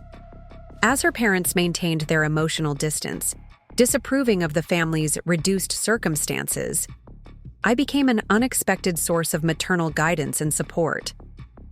I never understood your relationship with Jim before, she admitted one evening as we cleaned up after dinner while Jim helped the children with bedtime routines. The lack of judgment, the unconditional support. It seemed, I don't know, too permissive somehow. There's a difference between setting healthy boundaries and withdrawing love, I pointed out. It's possible to disapprove of someone's choices while still remaining present in their life. She nodded thoughtfully, hands moving methodically through soapy water. My parents have always operated on conditional approval. Meet their expectations. Receive their love. Fall short, face rejection. That's a painful way to live. It was all I knew, she shrugged. So I replicated it. With Jim, with the children, even with you. Status and appearances became the measure of worth because that's what I was taught. "And now?" I prompted gently. Becky looked up, her expression reflecting genuine self-awareness. "Now I'm learning there are other measures. Resilience, honesty, the ability to face consequences with dignity." She handed me a rinsed plate. "I'm trying to teach Emma and Noah that failing doesn't make you a failure, and asking for help isn't weakness." "Those are valuable lessons at any age," I observed, thinking of my own journey through the past year. "I'm sorry I kept you from the children," she said abruptly. "It was cruel and short-sighted. They need you in their lives." The simple apology, offered without qualification or excuse, represented how far we had come. "Thank you for saying that. What matters now is that we've found a better way forward." October arrived with brilliant foliage and crisp mornings, marking nearly 6 months since the family's financial crisis had come to light. The townhouse community buzzed with Halloween preparations, decorations appearing on doors and windows, children discussing costume plans with increasing excitement. Emma and Noah were no exception, their enthusiasm for the holiday providing welcome normalcy amid the year's disruptions. "Gamma, you have to help with our costumes," Emma insisted during our Saturday morning visit to the farmer's market. "Mom says she doesn't have your sewing skills, and Dad can only draw the ideas, not make them." "I'd be delighted," I assured her, examining a display of autumn squash. "What are you thinking of being this year?" "I want to be Marie Curie," she announced proudly. "We learned about her in science class. She discovered radioactivity and won 2 Nobel Prizes." I smiled at her enthusiasm for a historical scientist, rather than the princess costumes that had dominated her earlier years. "That's a wonderful choice. And Noah?" "He wants to be a construction worker like the ones at Daddy's job sites," Emma reported, "with a hard hat and tools and everything." These costume selections reflected their evolving understanding of the world, Emma finding inspiration in academic achievement rather than fantasy, Noah connecting with his father's new professional reality. Small indicators of growth amid change. Our market shopping complete, we returned to my apartment to begin costume planning. Emma had brought reference images of Marie Curie, carefully printed from the school library computer. We discussed how to create a period-appropriate outfit from thrift store finds and simple sewing modifications. "Mom says we need to be careful with money now," Emma commented as we sketched ideas. "But that doesn't mean we can't have good costumes. We just need to be creative instead of buying everything new." "That's exactly right," I agreed, impressed by her mature perspective. Creativity often produces better results than simply purchasing solutions. Noah, less interested in costume planning, busied himself building an elaborate block structure in the corner of my living room. The focused concentration on his face reminded me powerfully of Jim at the same age, constructing intricate Lego creations with meticulous attention to detail. Later that afternoon, Jim arrived to collect the children. "How was your morning with Gamma?" he asked as they gathered their belongings. "We started planning our Halloween costumes," Emma reported excitedly. "Gamma's going to help make them instead of buying them. It's called being resourceful." Jim caught my eye over their heads, a silent acknowledgement of values being transmitted to the next generation. "That's wonderful. Being resourceful is an important skill." As the children raced to the car, Jim lingered in the doorway. "Mom, do you have plans for Thanksgiving? Becky and I were talking, and we'd like to host dinner at our place this year." "I'd assumed we'd be together," I replied, "but I hadn't thought about where." "Are you sure you're up for hosting in the new space?" He nodded confidently. "The dining area is small, but we can make it work." Becky's actually excited about it. She's been researching budget-friendly holiday meals that don't sacrifice tradition or flavor. "Then I'd be delighted to come. Can I bring anything?" "Just yourself," he smiled. "And maybe your apple pie. The kids have been talking about it since last year." After they left, I sat in my quiet apartment, reflecting on the invitation.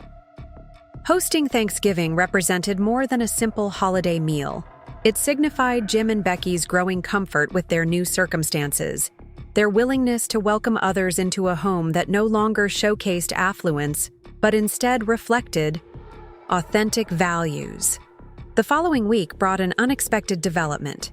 David Greenberg, Jim's attorney, called requesting a meeting with both Jim and me at his office. He provided no details, simply indicating it concerned a positive development.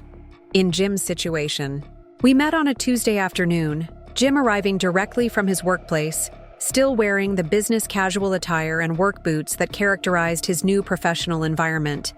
The subtle changes in his demeanor over recent months were striking, a quieter confidence replacing the brittle bravado that had once masked his insecurities.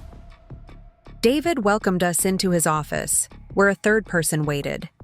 A distinguished man in his 60s whom David introduced as Walter Klein, chairman of the State Architectural Licensing Board. Mr. Klein has been following Jim's case with particular interest, David explained as we settled into our seats. He's here to discuss a potential modification to the terms of Jim's license suspension. Walter leaned forward, addressing Jim directly. I've reviewed your file extensively, Mr. Sullivan. The nature of your violations was certainly serious: breach of fiduciary duty, misappropriation of client funds. Under normal circumstances, such actions would likely result in permanent revocation of licensure. Jim nodded soberly. I understand and accept that. However, Walter continued, several factors have impressed the board. Your voluntary disclosure before discovery, your commitment to full restitution despite personal financial hardship, the testimony of former clients and colleagues regarding your professional competence and ethical practices prior to these incidents. Hope flickered across Jim's face, quickly controlled. I appreciate the board's thorough review. We're considering a modification of your suspension, Walter stated. Specifically, a reduction from 2 years to 1 year, with the second year converted to supervised practice under a senior licensed architect who would oversee your work and report quarterly to the board. The significance of this offer was immense.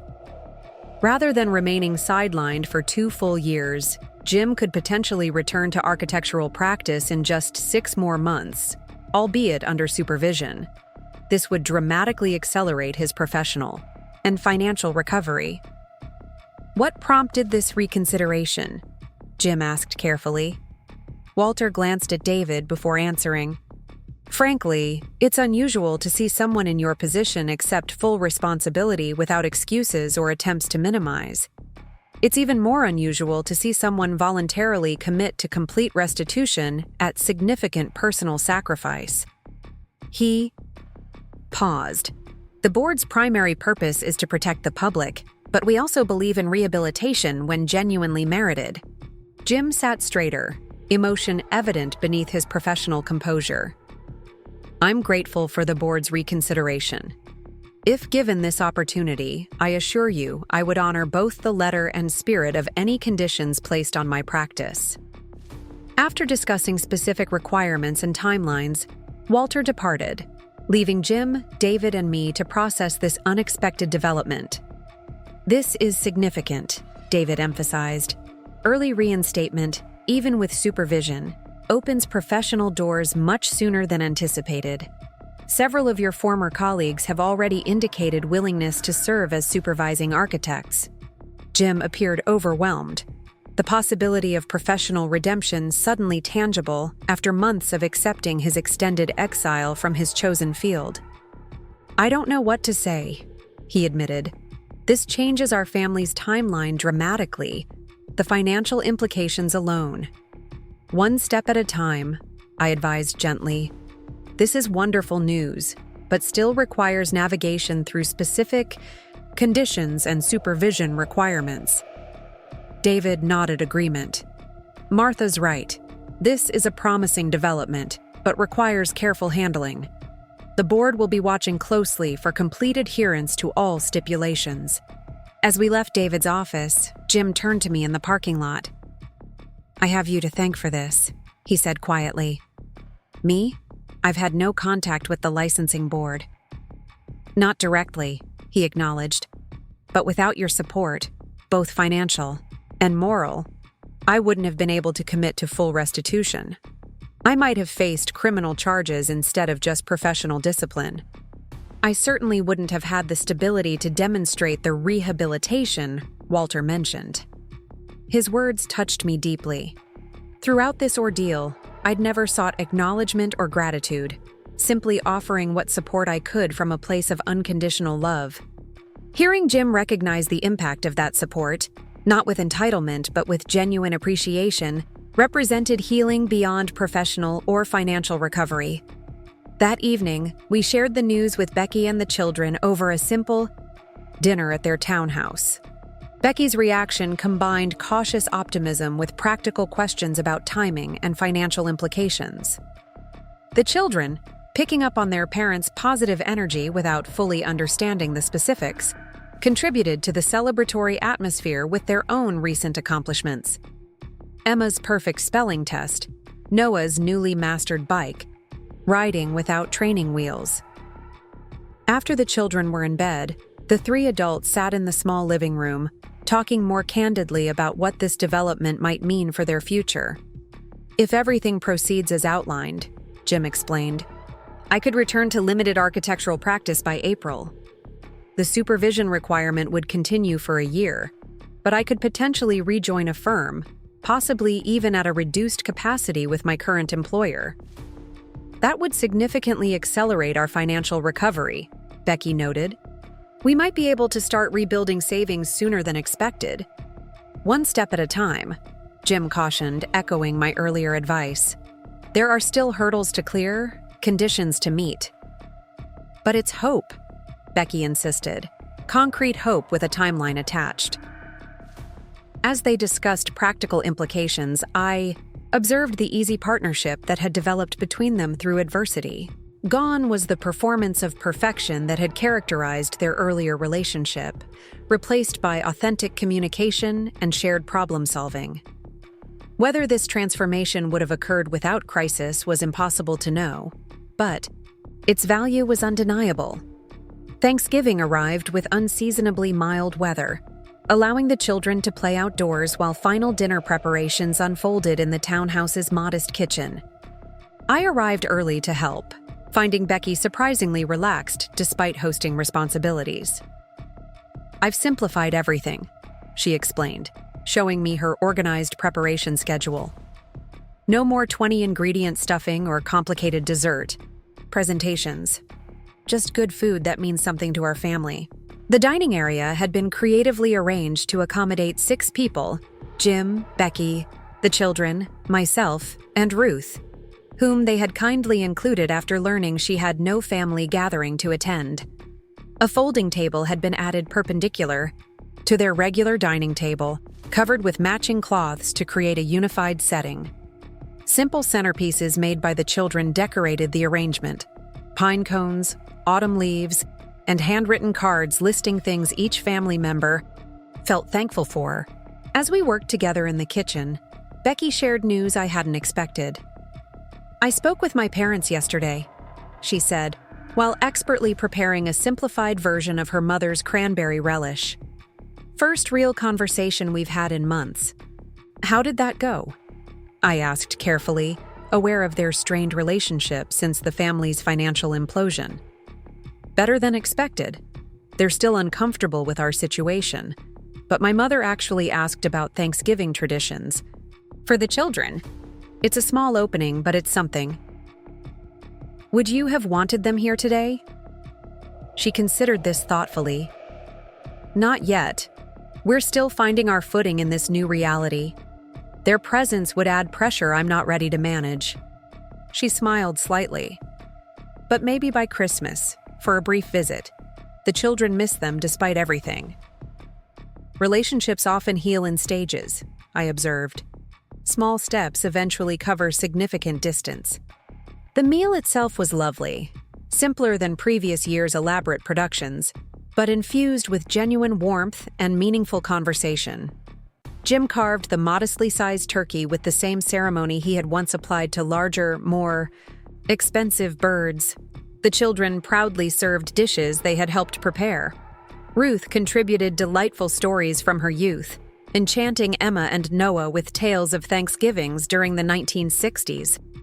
When time came for expressing gratitude, the Yab tradition took on deeper significance given the year's events.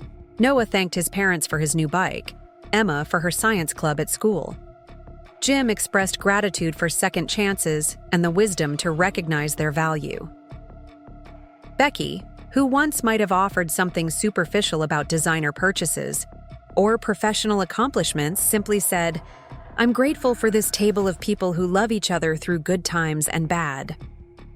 When my turn came, I looked at the faces around me. My son regaining his authentic self after nearly losing everything. My daughter-in-law discovering values beyond appearances. My grandchildren thriving despite disruption. My friend Ruth, who had stood beside me through uncertainty.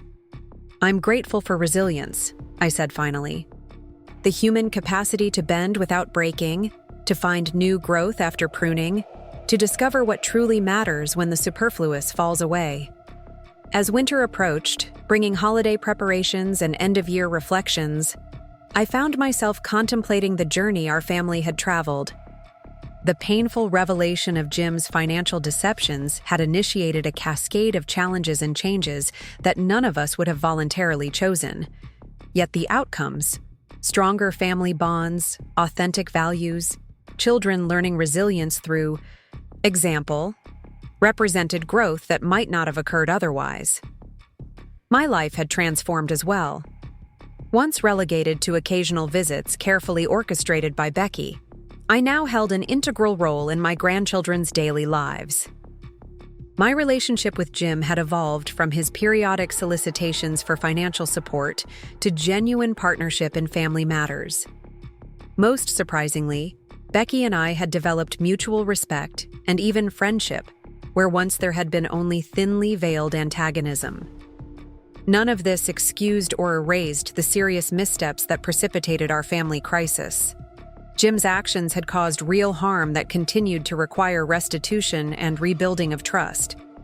But within that difficult reality, unexpected gifts had emerged, truth-telling where deception once prevailed, substance replacing appearance, and love proving stronger than status or material success. One December evening, as Emma and I finished the handmade quilt for her bedroom, a project that had paralleled our family's rebuilding process, she made an observation that captured the essence of our journey. "Gamma," she said, carefully, stitching the final butterfly onto the colorful patchwork. "Remember when you said sometimes good things come from hard times?" "I do remember," I replied, threading a needle for the binding. "I think that happened to us," she stated with childlike certainty. "Daddy says we used to live like we were rich even though we weren't. Now we live like what we actually are, and it feels more real." Out of the mouths of babes, as the saying goes, living authentically within one's means, the simple wisdom I had tried to impart to Jim throughout his life had now taken root in the next generation, not through lectures or lessons, but through lived experience. As we completed the quilt together, I reflected on how this tangible creation mirrored our family's transformation. We had taken fragments that initially seemed mismatched, arranged them into a new pattern, and joined them with careful, intentional stitches. The resulting whole was beautiful not despite its patchwork nature, but because of it. Each piece contributing uniqueness to a creation stronger and more meaningful than any single unbroken length of fabric could be. My son's wife had indeed banned me from seeing my grandchildren until she needed emergency money for their dream house. But what had begun as manipulation had transformed into mutual respect. What had started as crisis had evolved into opportunity. What once was broken had been mended into something new, different from the original, with visible stitches marking the places of repair, but ultimately more resilient and authentic than what had come before. Up next, you've got two more stand out stories right on your screen. If this one hit the mark, you won't want to pass these up. Just click and check them out.